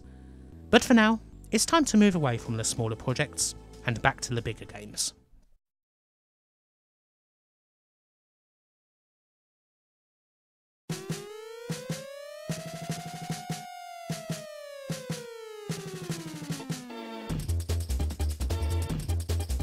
So before the really big one that you're all waiting for, let's have a look at the other not quite as big but still pretty big one, the first part of Sensi's new 1-2-3 hit punch for the 1994 holidays. Seeing as this was likely going to be the last time to get something really strong and successful out for the Amiga, Sensible wanted some big titles. And what better than 2 sequels to their 2 biggest games, Cannon Fodder 2 and Sensible World of Soccer. And a whole new Sensible take on another sport to boot, with Sensible Golf. We'll have a look at Sensible World of Soccer in a separate chapter, as it deserves to be on its own.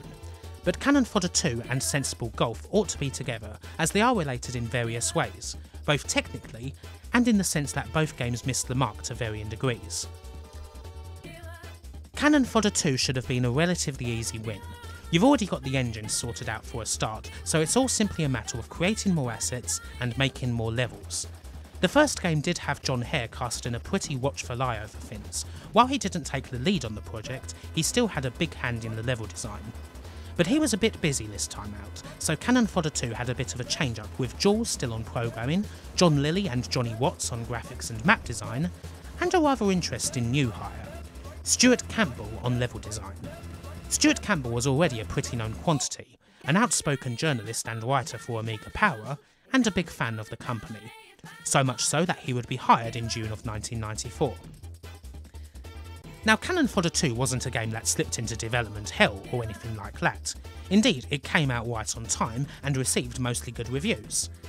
However, it is a game very indicative of a few problems that were starting to form at Sensi.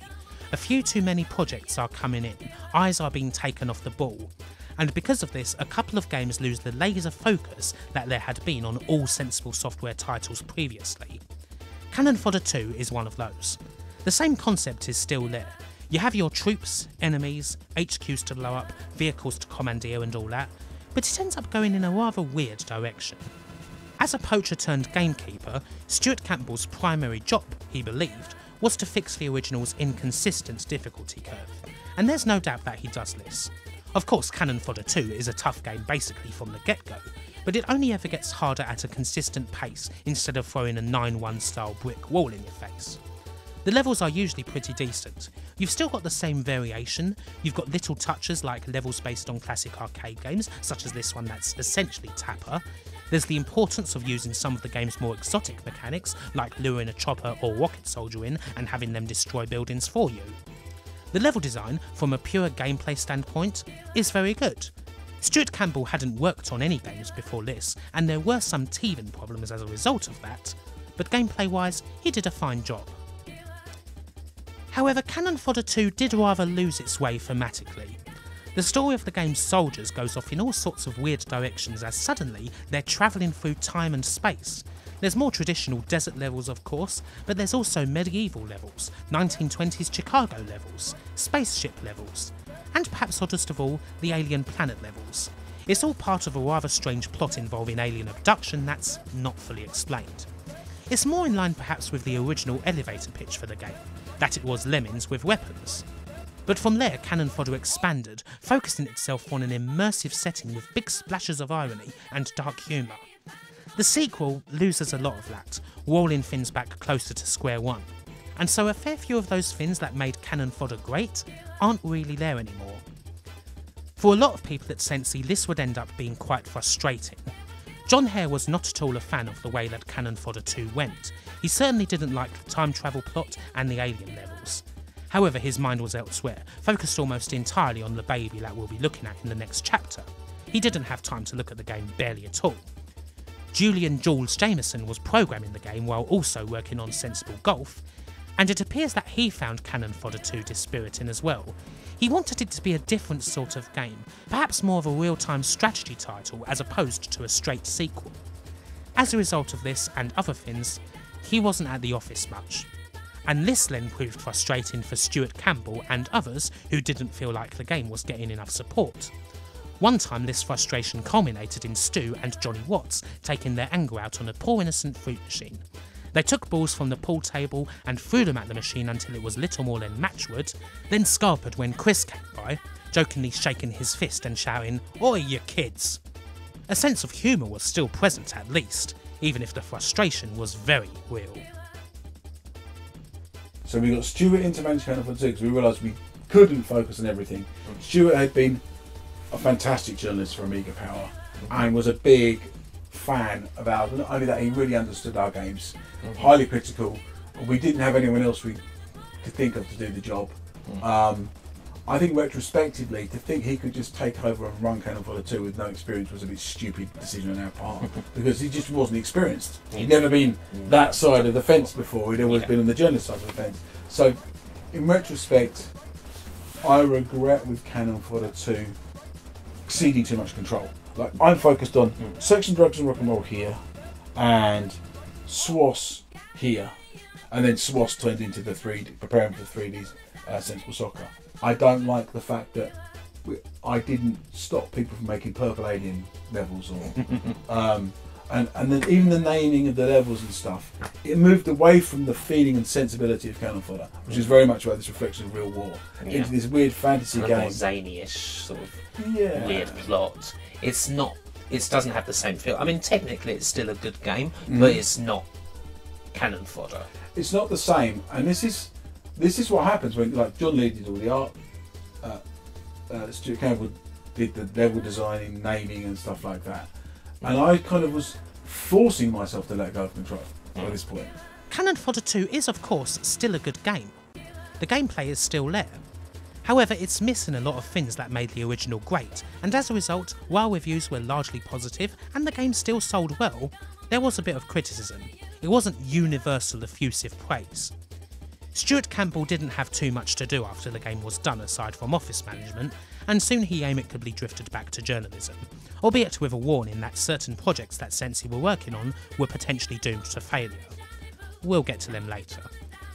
Anyway, Cannon Fodder 2 is still a recommendable game. Unfortunately, the same cannot be said for Sensible Golf. In many ways, the first real sensible misfire. So, why golf? Well, it's often the case that when people get money and success, they start to play golf. And sure, John and Chris had started to play. There was a bit more than that though. They also loved the Commodore 64 classic leaderboard and wanted to make a golf game not exactly like that one, but that did the same sort of thing, making what can be a rather dull affair incredibly fun, with of course a sensible touch.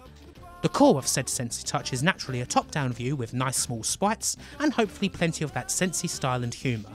It made sense at the time to repurpose the Cannon Fodder engine and use it for this game.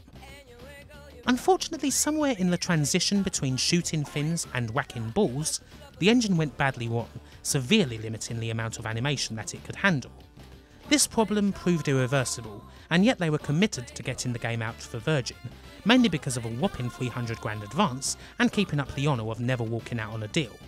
And the result was a miserable experience for all involved, a game that in the end they were barely looking at and just making sure it at the least functioned.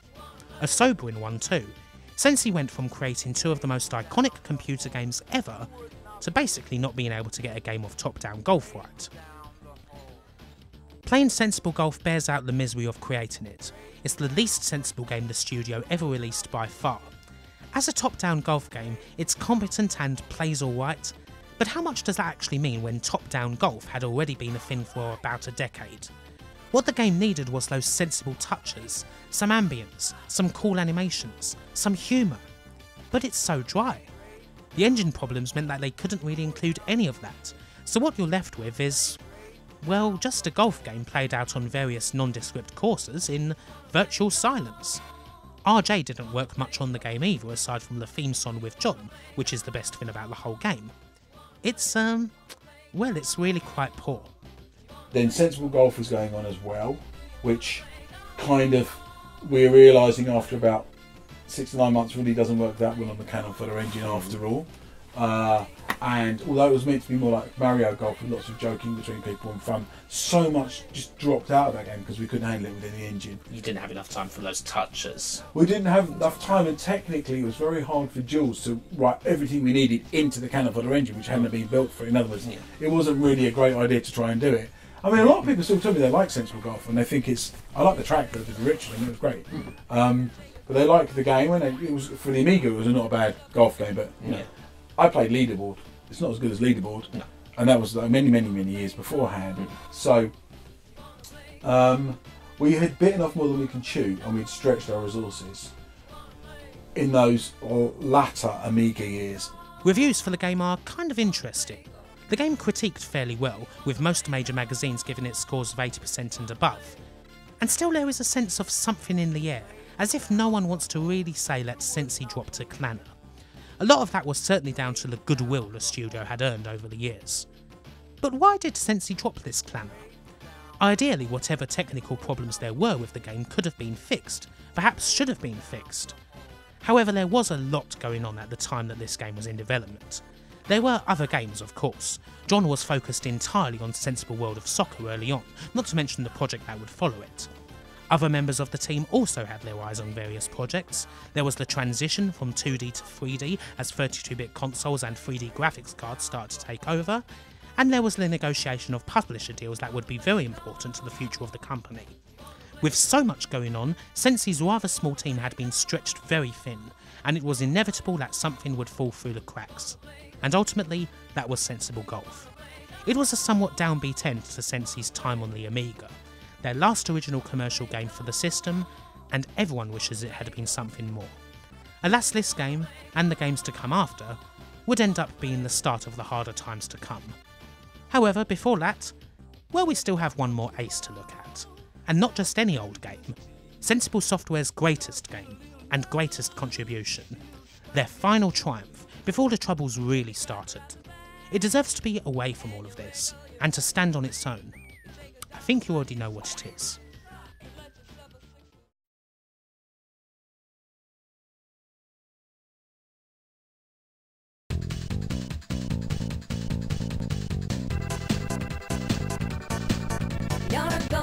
Sensible Soccer had performed gloriously, with plenty of updates and ports. It's estimated that the series, including the upcoming game, sold around 2 million copies in its lifetime. No one could quite prepare for what the sequel would be though. It sounded almost too ambitious to be true. When Jon Hare was playing Subbuteo back when he was a kid, he found himself imagining a world of football. Just one colour could be a dozen different teams. Now he was going to try and make that imagination into a reality. Sensible World of Soccer would be exactly what it said on the tin. A natural progression for the team, really. In Jon's words, to be able to do more than just play matches. Of course, the base was already done. There was already a great football game which Jon and Chris Champman didn't want to screw with much. There were several things that needed to be added in. Buying and selling players, a tactic system that allowed the player control over player positioning and allowed them to switch formations, and of course, a whopping great database full of players. To be exact, 27,000 players from 1,500 teams across 70 different countries. The two often unsung heroes of the game are two blokes from the outside who research the beautiful game for a living. 23,000 players, researched properly, 1,500 teams. Research done by just two guys, by the way. Yeah, like two really uber guys. Well, guys who do it for a living. So Mike Hammond did a lot of research. Mike you know, Hammond, yeah. Mike again, a mate of mine. He writes books now for UEFA. He writes the UEFA Football Yearbook every year. He was writing another book before then, so it was his job to research his stuff. So for him, it was just another way of using his research data. And he worked with a guy called Serge Van Hoof, and Serge was a Belgian guy, but he did all the outside of Europe because Mike's speciality was all European football. And between those two, they were just collected. So not only did we get all the obscure European leagues, but we got like Serge got us down to Division 3 in El Salvador. Like, that level of detail is insane, you know. Once Lobos were my favourite there. There was a team called Mills Paguara from the Indian League, and you had 16 players in those days, 11 players and 5 subs only. Yep. We could make a team entirely out of guys with the surname Singh in this thing. They had 11 players with the same surname. The only team in the game that had that. So I would enjoy these funny data kind of blips in the game, these things. SWOS would include hundreds of teams and lots of countries that had never been represented in any football game ever up to that point, and it would be accurate. It's a true monster of a database that the game wields. When you're in career mode, at any point you can look at what's going on in the league of an entirely different country on the other side of the world. A couple of in-game weeks later, you look at the same league again, and it's fully updated with the table there to see. The amount of calculations going on inside the hood doesn't bear thinking about, really. You can play this game in so many ways. There is almost nothing that you can't do.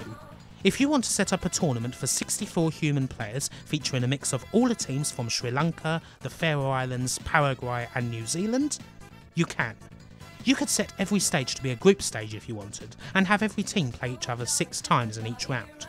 You could screw around with the tactics editor, so that literally every player's up the other end when the other team's bearing down on goal. Not that you would probably want to do this, but you certainly can. And of course, you can simply play a brilliant game of football. At its heart, it's still Sensi and still as good as ever. They even found the time to include a bunch more silly little custom things. But of course, the pinnacle of it all is the 20-year career mode, which you can do as either a manager or player manager. Take control of the team you want and go on a footballing journey. The business side of things is mainly restricted to buying and selling players, which allowed for a laser focus on the football itself, like a proper coach. Something a fair few football management games at the time didn't have as much of, due to this focus on allowing you to, say, adjust the price of a Bovril pie at the ground's food truck. Not that there's anything wrong with that, but the football focus here is very welcome. Let the actual business take place out of sight. Every season the chairman tells you what's expected of you, you may get the odd job offer for elsewhere, and if you fail to meet the expectations, you may end up having to take those other jobs. You can end up like a journeyman manager in this game. You start off at, say, AC Milan, screw up big time and find yourself knocking about in the Estonian league for a while, before slowly creating a fantastic team out of nowhere, and then all of a sudden finding yourself invited to manage your national team. You can pick your own team, you can go for the World Cup. It's a great bit of storytelling, and it's the sort of thing that's only possible in this game. Even Football Manager can't really do the same sort of thing that SWOS manages to do in such a precise way. It was simply unbelievable, and all the Sensi touches were still very much there, including another fabulous theme song from Jops and RJ, not to mention the vocals of Jackie Reed. Even another video too. And all of this despite SWOS being the biggest personal crunch Jon Hare would ever undertake. In a rush to finish the game for the Christmas '94 period, he virtually lived at his office, barely washing, eating or sleeping, much to the displeasure of the family. But the madman did it. Even a bug with the club chairman that had to be fixed sharpish with the release of a patch disc couldn't spoil things. It was simply the way things had to be.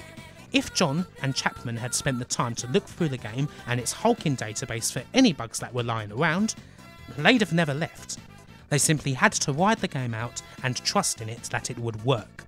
Thankfully, that trust was reciprocated. But I mean, SWOS was huge. I mean, SWOS, we'd taken the Sensible Soccer engine, kept on bettering it every year, adding lots of subtle control changes and stuff. The career mode was hugely popular. The DIY leagues were hugely popular. So the two things people played was career mode to just get better and better and better, or DIY league, which means you set up a league for four of your mates, have as many as like 20. Get a pizza, get some cans of beer, and play it all night and have fun. That was the way it was played. One of the two ways. I guess one as a single player experience, more one as a multiplayer experience.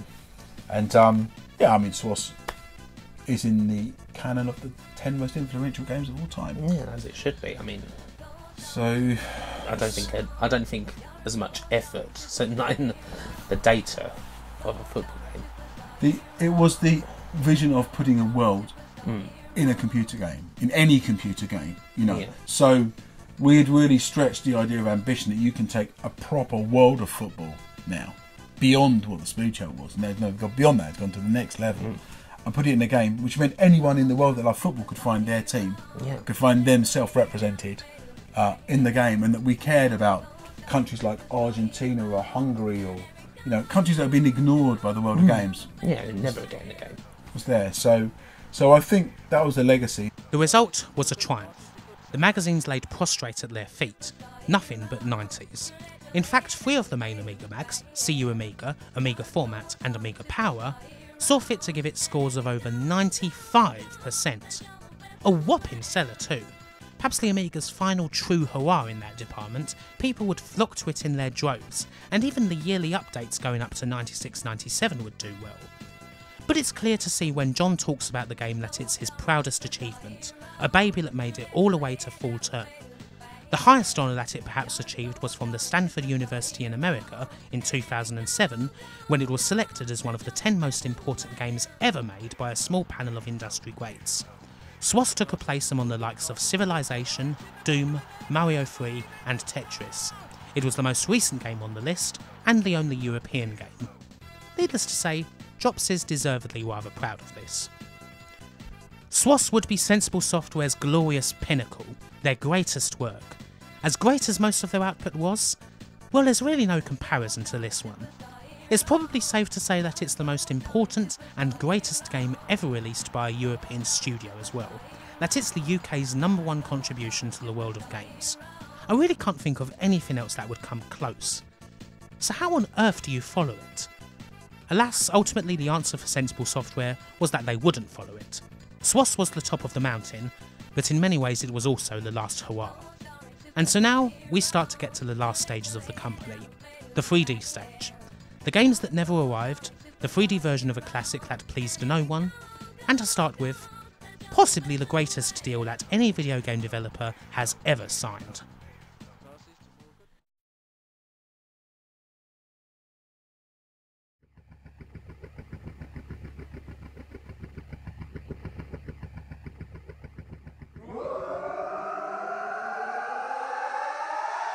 We're now in the middle of 1995 and the world of games is changing.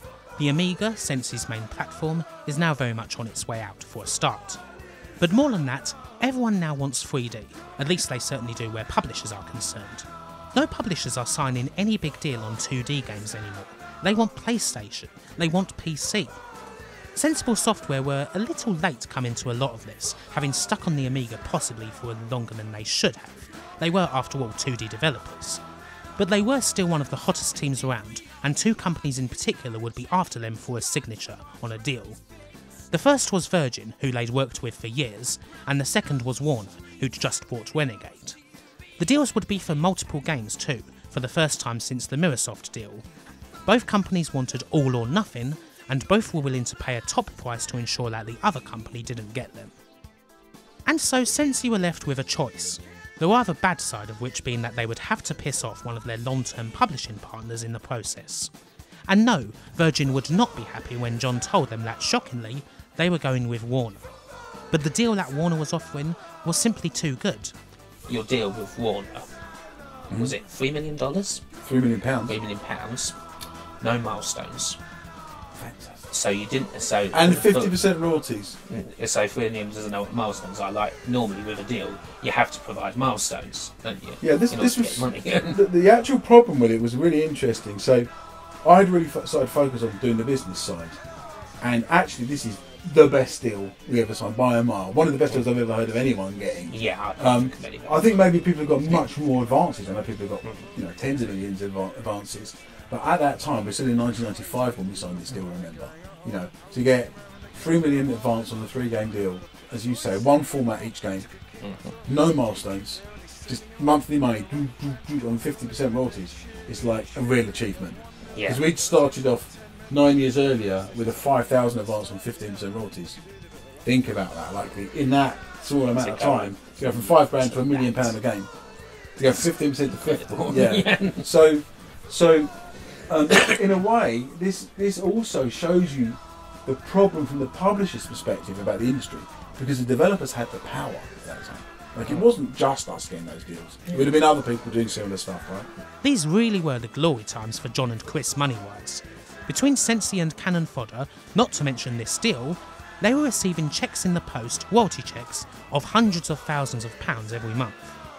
It was a good time to be working at Sensible Software. The Sensible Warner deal is, quite frankly, insane. Again, the sort of deal that would never happen these days. It's unthinkable that a publisher would sign a developer to such a lucrative deal with absolutely no restrictions at all. No one breathing down Sensible's neck demanding games now, nothing like that. It's crazy. But that was the esteem in which Sensible Software was held in, simple as that. Such a shame that things would go wrong. Now this is where the timeline can go skew-if. We have 3 projects, 1 released and 2 unreleased. The released one came almost as the horse had bolted, but we're going to look at it first.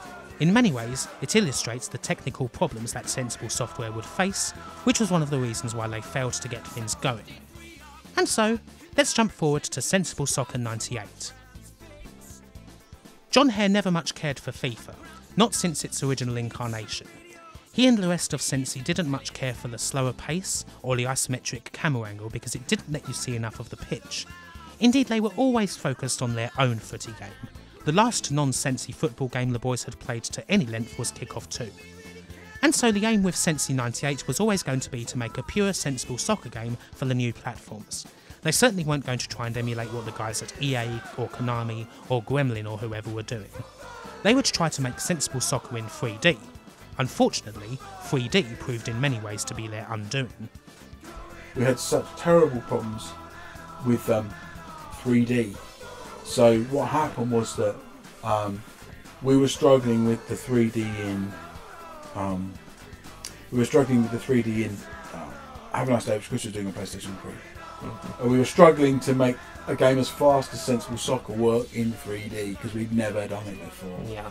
And we were also struggling with Sex, Drugs and Rock and Roll because our programmer unfortunately wasn't quite up to it, although it was the most simple one in programming terms.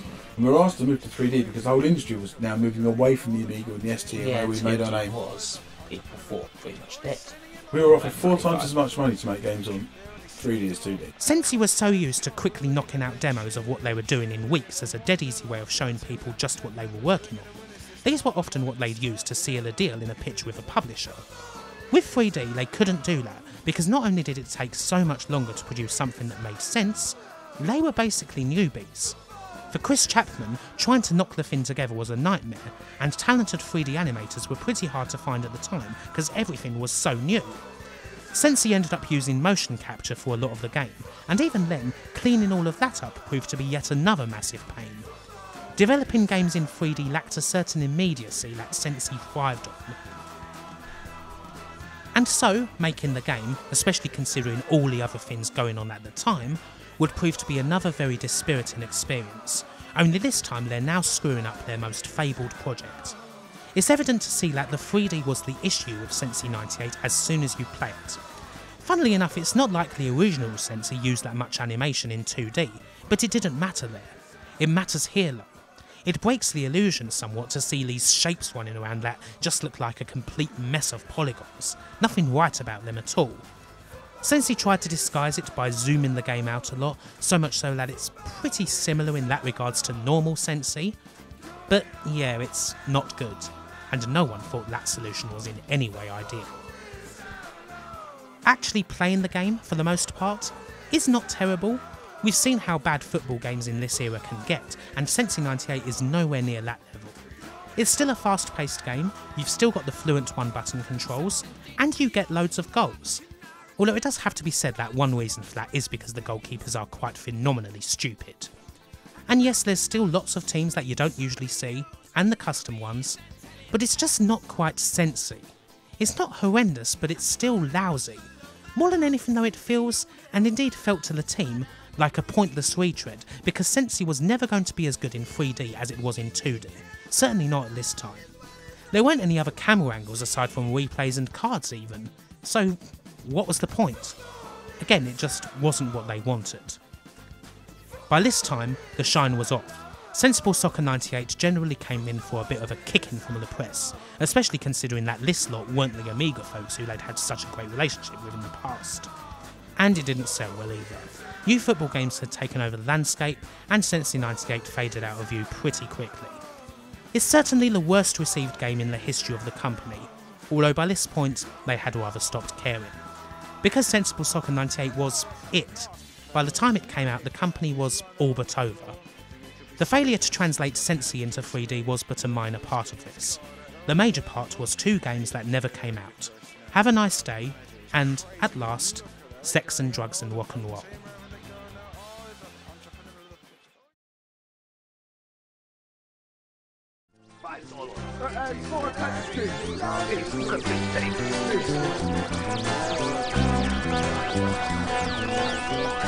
So you might want to know a little about Have a Nice Day first. It's by far the more obscure of these unreleased titles, but it's a pretty fun idea that again was thwarted by the team's limitations.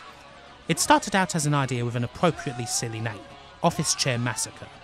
The name itself is probably more sensible than the likes of Sensible Golf and Sensible Soccer 98 could have ever hoped to be, really.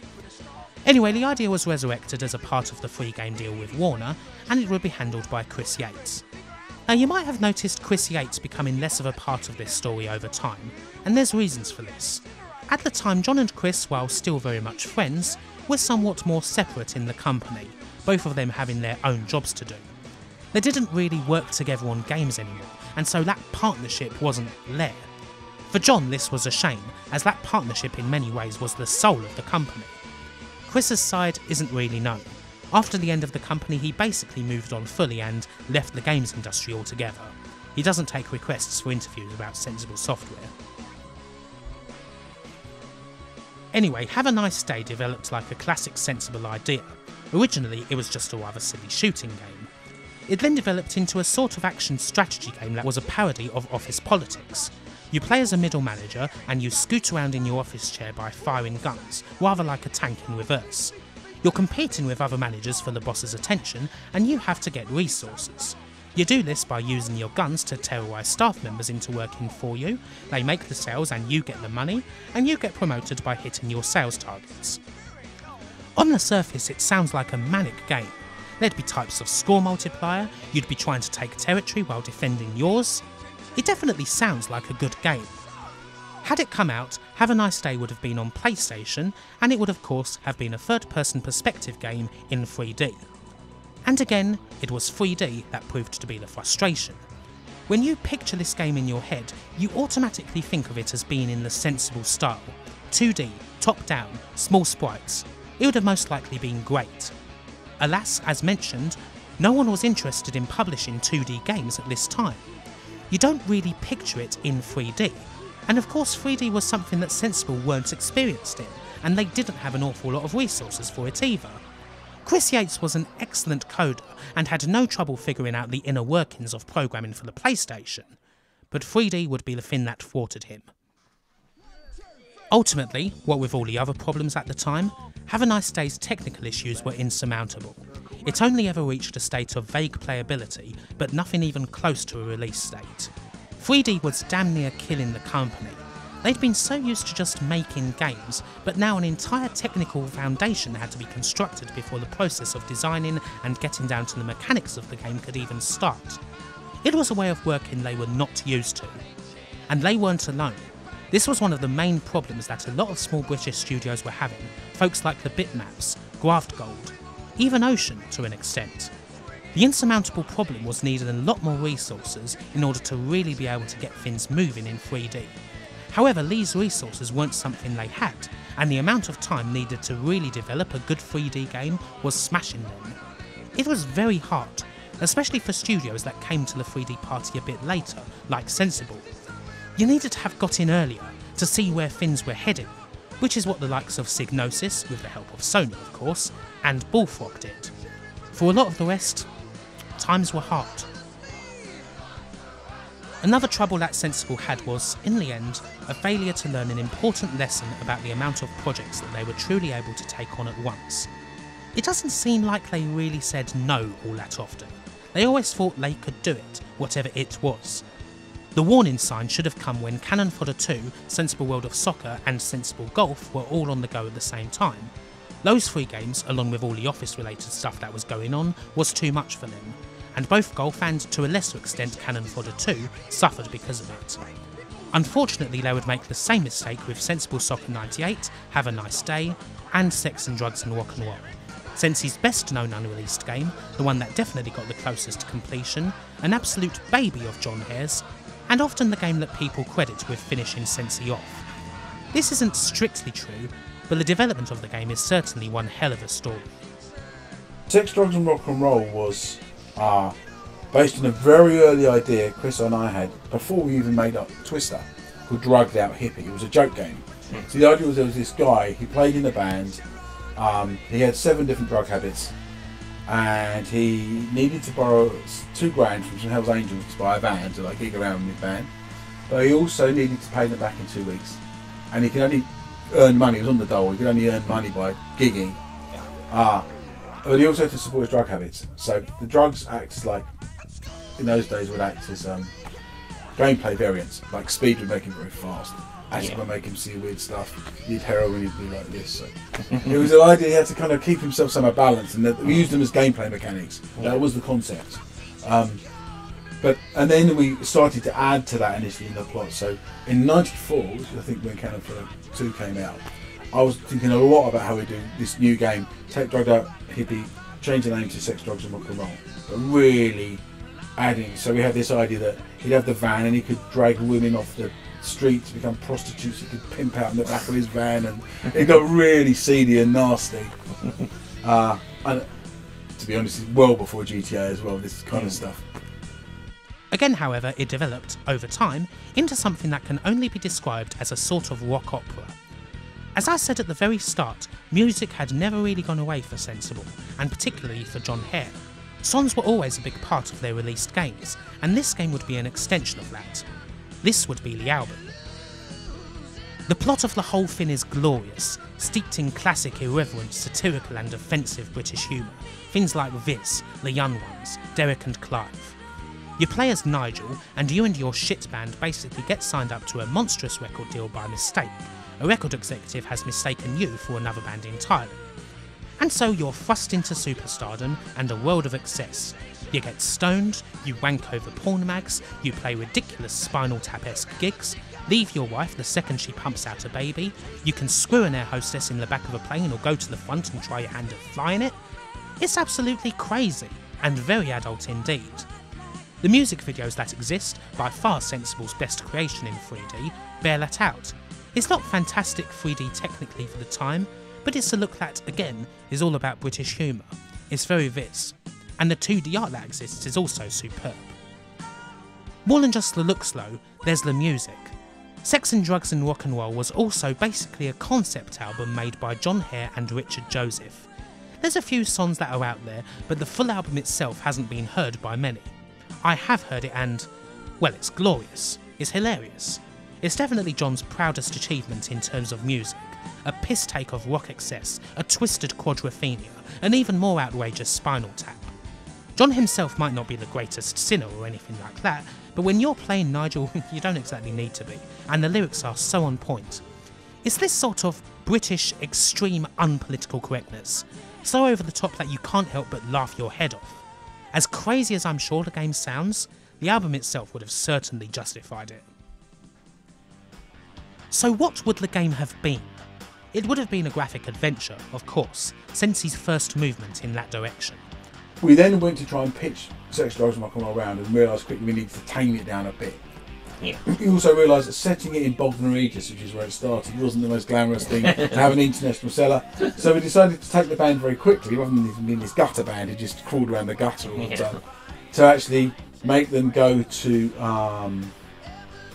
LA very fast to get signed up in this this record deal as a case of mistaken identity, because the guy who comes to the place is meant to sign up this other band, but he doesn't pay attention. He's been out doing whatever, and he kind of turns up late, and he thinks these guys are the headliners. They're headliners because the drummer of the bikers band broke his leg, so this default band become the headliner band. He's not paying attention, signs them up. They get a lucky break, blah blah blah blah. Yeah. So, and then that story again, it goes all over the place, like WizKid does. It's kind of like you can do what you want with effectively a modern text adventure game. So the idea was it's like a Monkey Island or a Leisure Suit Larry inspired game, but with a context-based cursor and speech bubbles for speech and very low HUD, almost no HUD, and like early 3D graphics because we were early, CGI stuff. So and adding music videos in and adding the story and everything else like that. And we were desperate to sell this game, to do this new next innovation. It took until Heavy Rain came out, actually about 5-6 years ago, Something like that. to actually even touch some areas of the engine side of what we were doing. Forget the content of Sex, Drugs and Rock and Roll, which is about people having sex and doing drugs and playing music, but the actual engine, which I wish we'd have got out there because it was so ahead of its time. I didn't, until Heavy Rain came out, see that innovation we were looking for in the adventure kind of thing. Give Jon half a chance and he can talk about the design of this game for an age, all the crazy stuff you can do, the multiple branches that the story can go down, all of these things. I've only scratched the surface of it. You could end up in a snuff movie. You could take a trip to a whorehouse in Amsterdam. You can take part in a wanking game where you're trying to score points by spunking on a dartboard with a girl on it. There's just so bloody much it makes your head spin. So why did it not arrive? There's a lot of reasons. Hell, you might just look at the thing and think how on earth it could have possibly been made. On the development side, Sex and Drugs was about 60% done in the end. Unfortunately, it was the wrong 60%. The design, graphics, music and all that were there for sure, but the actual game was not. The lead programmer who was hired for the project was way out of his depth, and that problem wasn't really solved until it was far too late. All these crazy ideas just never really formed into a game. We chose Warner Renegade mostly because most of our royalties were coming from them and Sensible Soccer, and we were protecting our money, you know. And we had to make a choice one way or the other. I wish we'd have said this. Virgin, we're going to do Sex, Drugs and Rock and Roll with you. Perfect company for it. Warner, we're going to do the Sensible Soccer with you because it's the game we've done with you. Have a Nice Day, we're going to not do it yet and wait. And got my partner Chris to be the lead programmer on Sex, Drugs and Rock and Roll instead of the guy we took on who set us back. Yeah. That would have been, you can only look in retrospect now, but that was the mistake we made. We just got too greedy. We got used to doing too much and being too over-ambitious. And Deal that Sensi had, well, it was almost too good. Warner signed off on the deal purely because they wanted Sensible Soccer. With the other two games, Sensible had carte blanche. All they had to do was deliver masters. If there had been some stricter terms, perhaps Sex and Drugs and Have a Nice Day could have made it. Warner didn't exactly get what Sensi were doing with the game either. The humour was far too British for them, and the art style that was stylised in Sensi's eyes was somewhat unimpressive in the eyes of others. But that wasn't the main problem with the publisher. That came in November of 1996, when Warner Interactive was acquired by GT, a high-flying American company. GT had an exclusive deal with Walmart, and at heart, they were a Bible Belt company. If Warner didn't get Sex and Drugs, then GT Interactive really didn't get it. we get through 2 years into our Warner contract. We haven't delivered them a game. We're meant to deliver them 3 games. They've given us £2 million. We've given them nothing. They're starting to get twitchy. Warner sold to GT. GT are a Bible Belt company that owns Walmart, basically. They do not want anything to do with a game called Sex and Drugs and Horror. You snort cocaine and shank people. So we end up, a lot of people employed still making it because there's a lot of people for the art and that side whilst we were finishing off the game engine. We got a new guy in to come in and do the lead programming in the end, a bit late. We got a guy to translate my scripts into game language, which should have been done a lot earlier. But we just were running out of time. Warner lost patience and basically said they wanted to pull the game. Now we had a bit of a face-off with them because we didn't want to pull the game. We needed to wait for them to pull the game, because otherwise we'd have been going against our contract. So we then had a 6-month period where we were only living off of Sensible Soccer royalties, basically. So they were keeping us alive, but we were ploughing it all back into the company. So Warner stopped paying us for 6 months on a staff of 22. That is quite nasty. Must have been a very stressful time. So we were just taking all of the old money, well, all the royalties and cycling them back in. They were just staying in the company. That's what kept us alive. But also Chris and I were putting in, I think it was about 40 grand a month to prop that up. And you do that for about 6 months and you're like, this is insane. All this money we spent so long trying to get to, we just untenable. Got there, yeah. So we had to make a decision well, our decision was to just see out what happened. It is often said that Sex and Drugs and Rock and Roll killed Sensible because it essentially bankrupted them.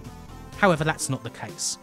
What could have happened though, and what would have absolutely bankrupted them, is if GT had decided to not only pull both Sex and Drugs and Have a Nice Day, but if they'd also asked for that £3 million advance back. Such a thought gave Jon and Chris a fair few sleepless nights, especially as by late 1997 it was pretty clear that Sex and Drugs was almost certainly never going to be a game that GT would release. They didn't really know how to sell such a thing. For most of its development time we were still in a pre-Grand Theft Auto world, and it wasn't exactly clear how to sell an 18+ rated project like Sex and Drugs, certainly not to an American audience. Finally, in January of 1998, the hammer would fall. GT Interactive told Jon and Chris that they wanted to pull both Have a Nice Day and Sex and Drugs and Rock and Roll from the contract. They just wanted Sensible Soccer, which would eventually come out, and perhaps a couple of updates. and ultimately they wouldn't choose to have those. And the advance would basically be written off. They just wanted a cut of any money they made from selling the games on. For Jon and Chris, this was, needless to say, a huge relief. They had the pressure of this huge deal that had been there for nearly 3 years, in which time they'd given nothing in return. And now, that was mostly off. The end of the deal was the end for Have a Nice Day. The project simply wasn't going anywhere. However, things didn't end for Sex and Drugs quite yet. By this time, a new lead programmer, Rob Trevelyan, was starting to pull the actual game into shape. But at the same time, Sensi were also looking to restructure the company, and maybe even to sell it. A meeting with the accountants painted a very sobering picture. In order for them to finish Sex and Drugs on their own, Sensi would need to hire around about 80 people. You know, albeit as was a very cartoon game, it wasn't like showing graphical porn. It was like some slurping noises and like just some just fun. silly things. Yeah, But silly stuff. it's again when you work with a company like GT, Yeah, and trying to sell it to other companies, it's a hard to sell. what was the real problem we found out was our Britishness. So we saw 20 companies actually, and the only company that made us a deal on Sex, Drugs, Rock and Roll second time around was Virgin. And this was Sean wanting the game, like he wanted it at the start. But they said we can only really give you an offer for the UK market because the rest of the world would be offended. And thanks to changes brought in by the new Labour government, Sensi had to take on all of their contractors, some of whom had been with the company for years, as employees. They had to do this while also being honest and explaining that if Sex and Drugs didn't get a deal, they'd likely be laid off. Which, alas, is what happened. Sex and Drugs died, had to die. We had to let people go. And myself and Richard finished off the concept album that I played to you, which we laughed because we had the sound still. So we turned all our music, 32 tracks and loads of voice clips and sound effects, into a 52-minute concept album, which is the only tangible, solid bit of Sex and Drugs and Rock and Roll that still exists, along with them in videos. But basically, everyone left, and then we went to see GT, and the football game eventually came out, and of course because it was Sensible Soccer it went to #1, but it wasn't as good, it wasn't good enough, and we by then planned a three game launch of the Sensible Soccer to like do different versions of it. But GT called us into their office and said, "We're really sorry lads, but that's it, we can't do those, they've got to go as well." And Chris and I went in there, and we had been extremely stressed, basically, that we'd been paid 2 million quid and given them almost nothing, especially prior to that first football game. And when they decided to pull everything, we were so delighted. I remember being in their office and not being allowed to show them emotionally that we were happy that they wanted to pull everything. And then we left and we were celebrating. We're like, yes, we've got out of this. We haven't had to pay the money back, #1. Because that was the stress, you know, because we had both personally guaranteed this, you know, and it had come a lot of money. So that was the main thing for us. And then not having to work on the game because we were finishing it at a loss, basically, to just honour our contract, because we'd always honoured all our contracts, you know. That's why we waited for GT to pull out and not us. We never reneged on the contract. From the 20 companies that we'd seen trying to resell Sex, Drugs and Rock and Roll, the company we liked best was Codemasters. So we decided to approach Codemasters and tell them first, look, we're thinking of selling the company. Are you interested in buying Sensible Software, which by then was really like the name Sensible Software, the name Can of Fodder, Sensible Soccer and Megalomania, and there weren't a lot of royalties coming in anymore, but the ability to like make new versions and stuff like that. And they said, yeah, sounds good, why not? And then they promptly disappeared. They disappeared for about 3 months. And we were like really scratching our heads as to what to do, and we were just winding stuff down and actually having a breather because we'd been working non-stop for 13 years at Sensible Software by this time. Yeah. And I was on holiday with my wife in Rome, in a hotel in Rome, and at Easter time this was. I know we went to see the Pope at the Vatican just to do that, have that experience, and we were sitting upstairs in the bar in a hotel having a drink, and I was noticed these legs of this woman sitting at another table, and I was getting surreptitiously looking, and then I thought, oh, I wonder who this woman, who's the guy she's with. So So I just looked round a bit more, and the guy she was with was David Darling, who owned Codemasters. So this was just such a stunning coincidence. I'd been basically chasing David for 3 months to finish off this conversation about buying Sensible Software. And he's in the same hotel on holiday at the same time as me. And went up to say hello to Rome and introduced my wife, and then we became friends with him and his girlfriend, and we had some drinks and some food, and we sold the company in 4 weeks. And there you go. And that's it. You know, sometimes you've got to wait. You know, your lucky break at the start with Ocean, lucky break at the end with Codemasters. The end of Sensible Software is ultimately a good one for the people involved. It's not that slow decline into bankruptcy or the implosion that we've often seen at the end of these documentaries. While it's obviously sad that such a great company came to an end, the truth simply was that Jon Hare and Chris Yates' hearts were not in it anymore. Sensible Software came to a fairly natural close, a company that had simply run its course. Both of them missed the creative partnership that they had slowly flitted away. For all the great people who worked at Sensi, no pair worked as well as they did. They never argued about anything, not even money. That was always split straight down the middle. And while they would eventually lose touch with one another, there was never the slightest hint of hostility. Sensible Software would just go gracefully. A lot of the people involved would stay in the industry. Stu Cambridge continued to produce art for various games, Chris Chapman would still code, others like Chris Yates would leave and concentrate on family, and Rich Joseph would take on all sorts of projects, including some major ones, before sadly passing away of lung cancer in 2007 at the age of 53.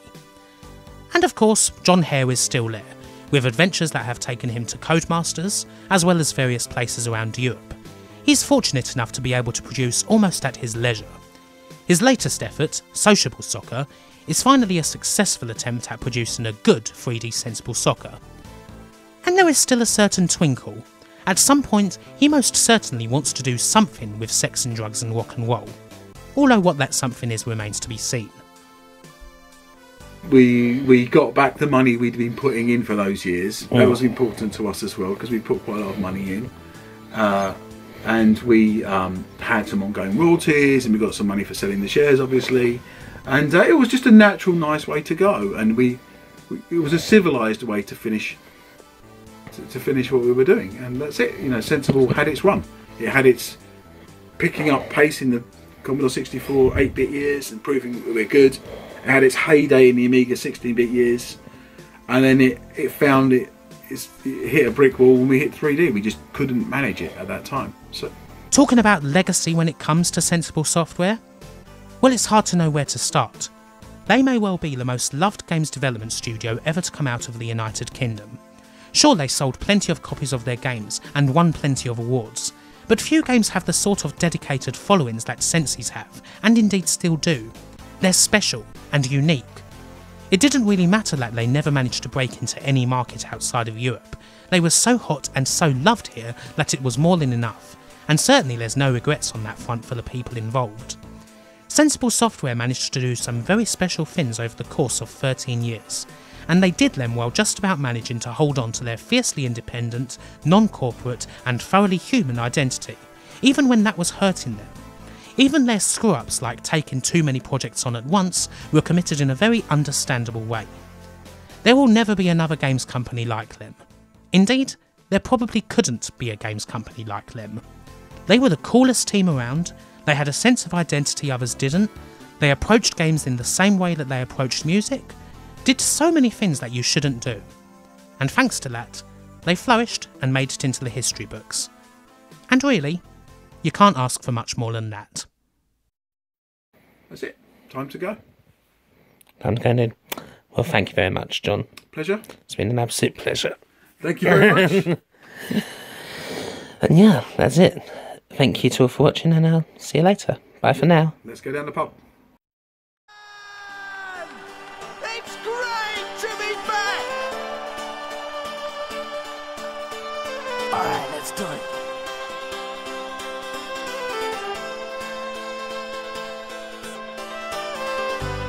You and I have flown the breeze and touched the sky, and we have overcome everything and everyone. God only knows we've been through many things together, Now we know we're strong enough to last forever. Hey, hey, hey, I love you so, and I want you to know.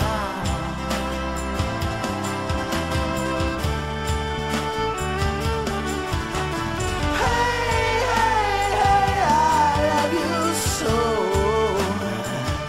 and I thought you should know. I love you. When I was small and there was nothing there at all, I used to dream about someone who would bring me out. God only knows just how we caught each other's eye. I really thought that happiness would pass me by. Hey, hey, hey, I love you so, and I want you to know.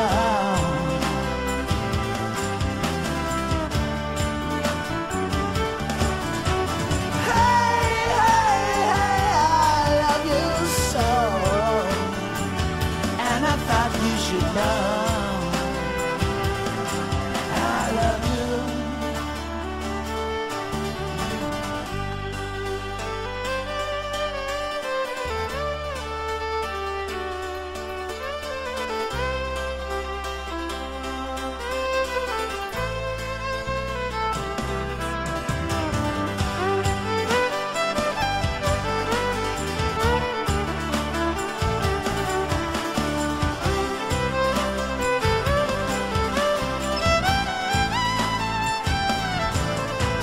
Hey, hey, hey, I love you so, and I want you to know.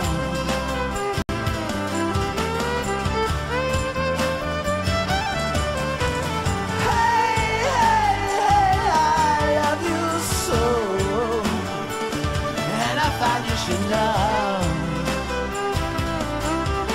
So come a little closer and I'll tell you again. Hey, hey, hey, I love you so, and I want you to know.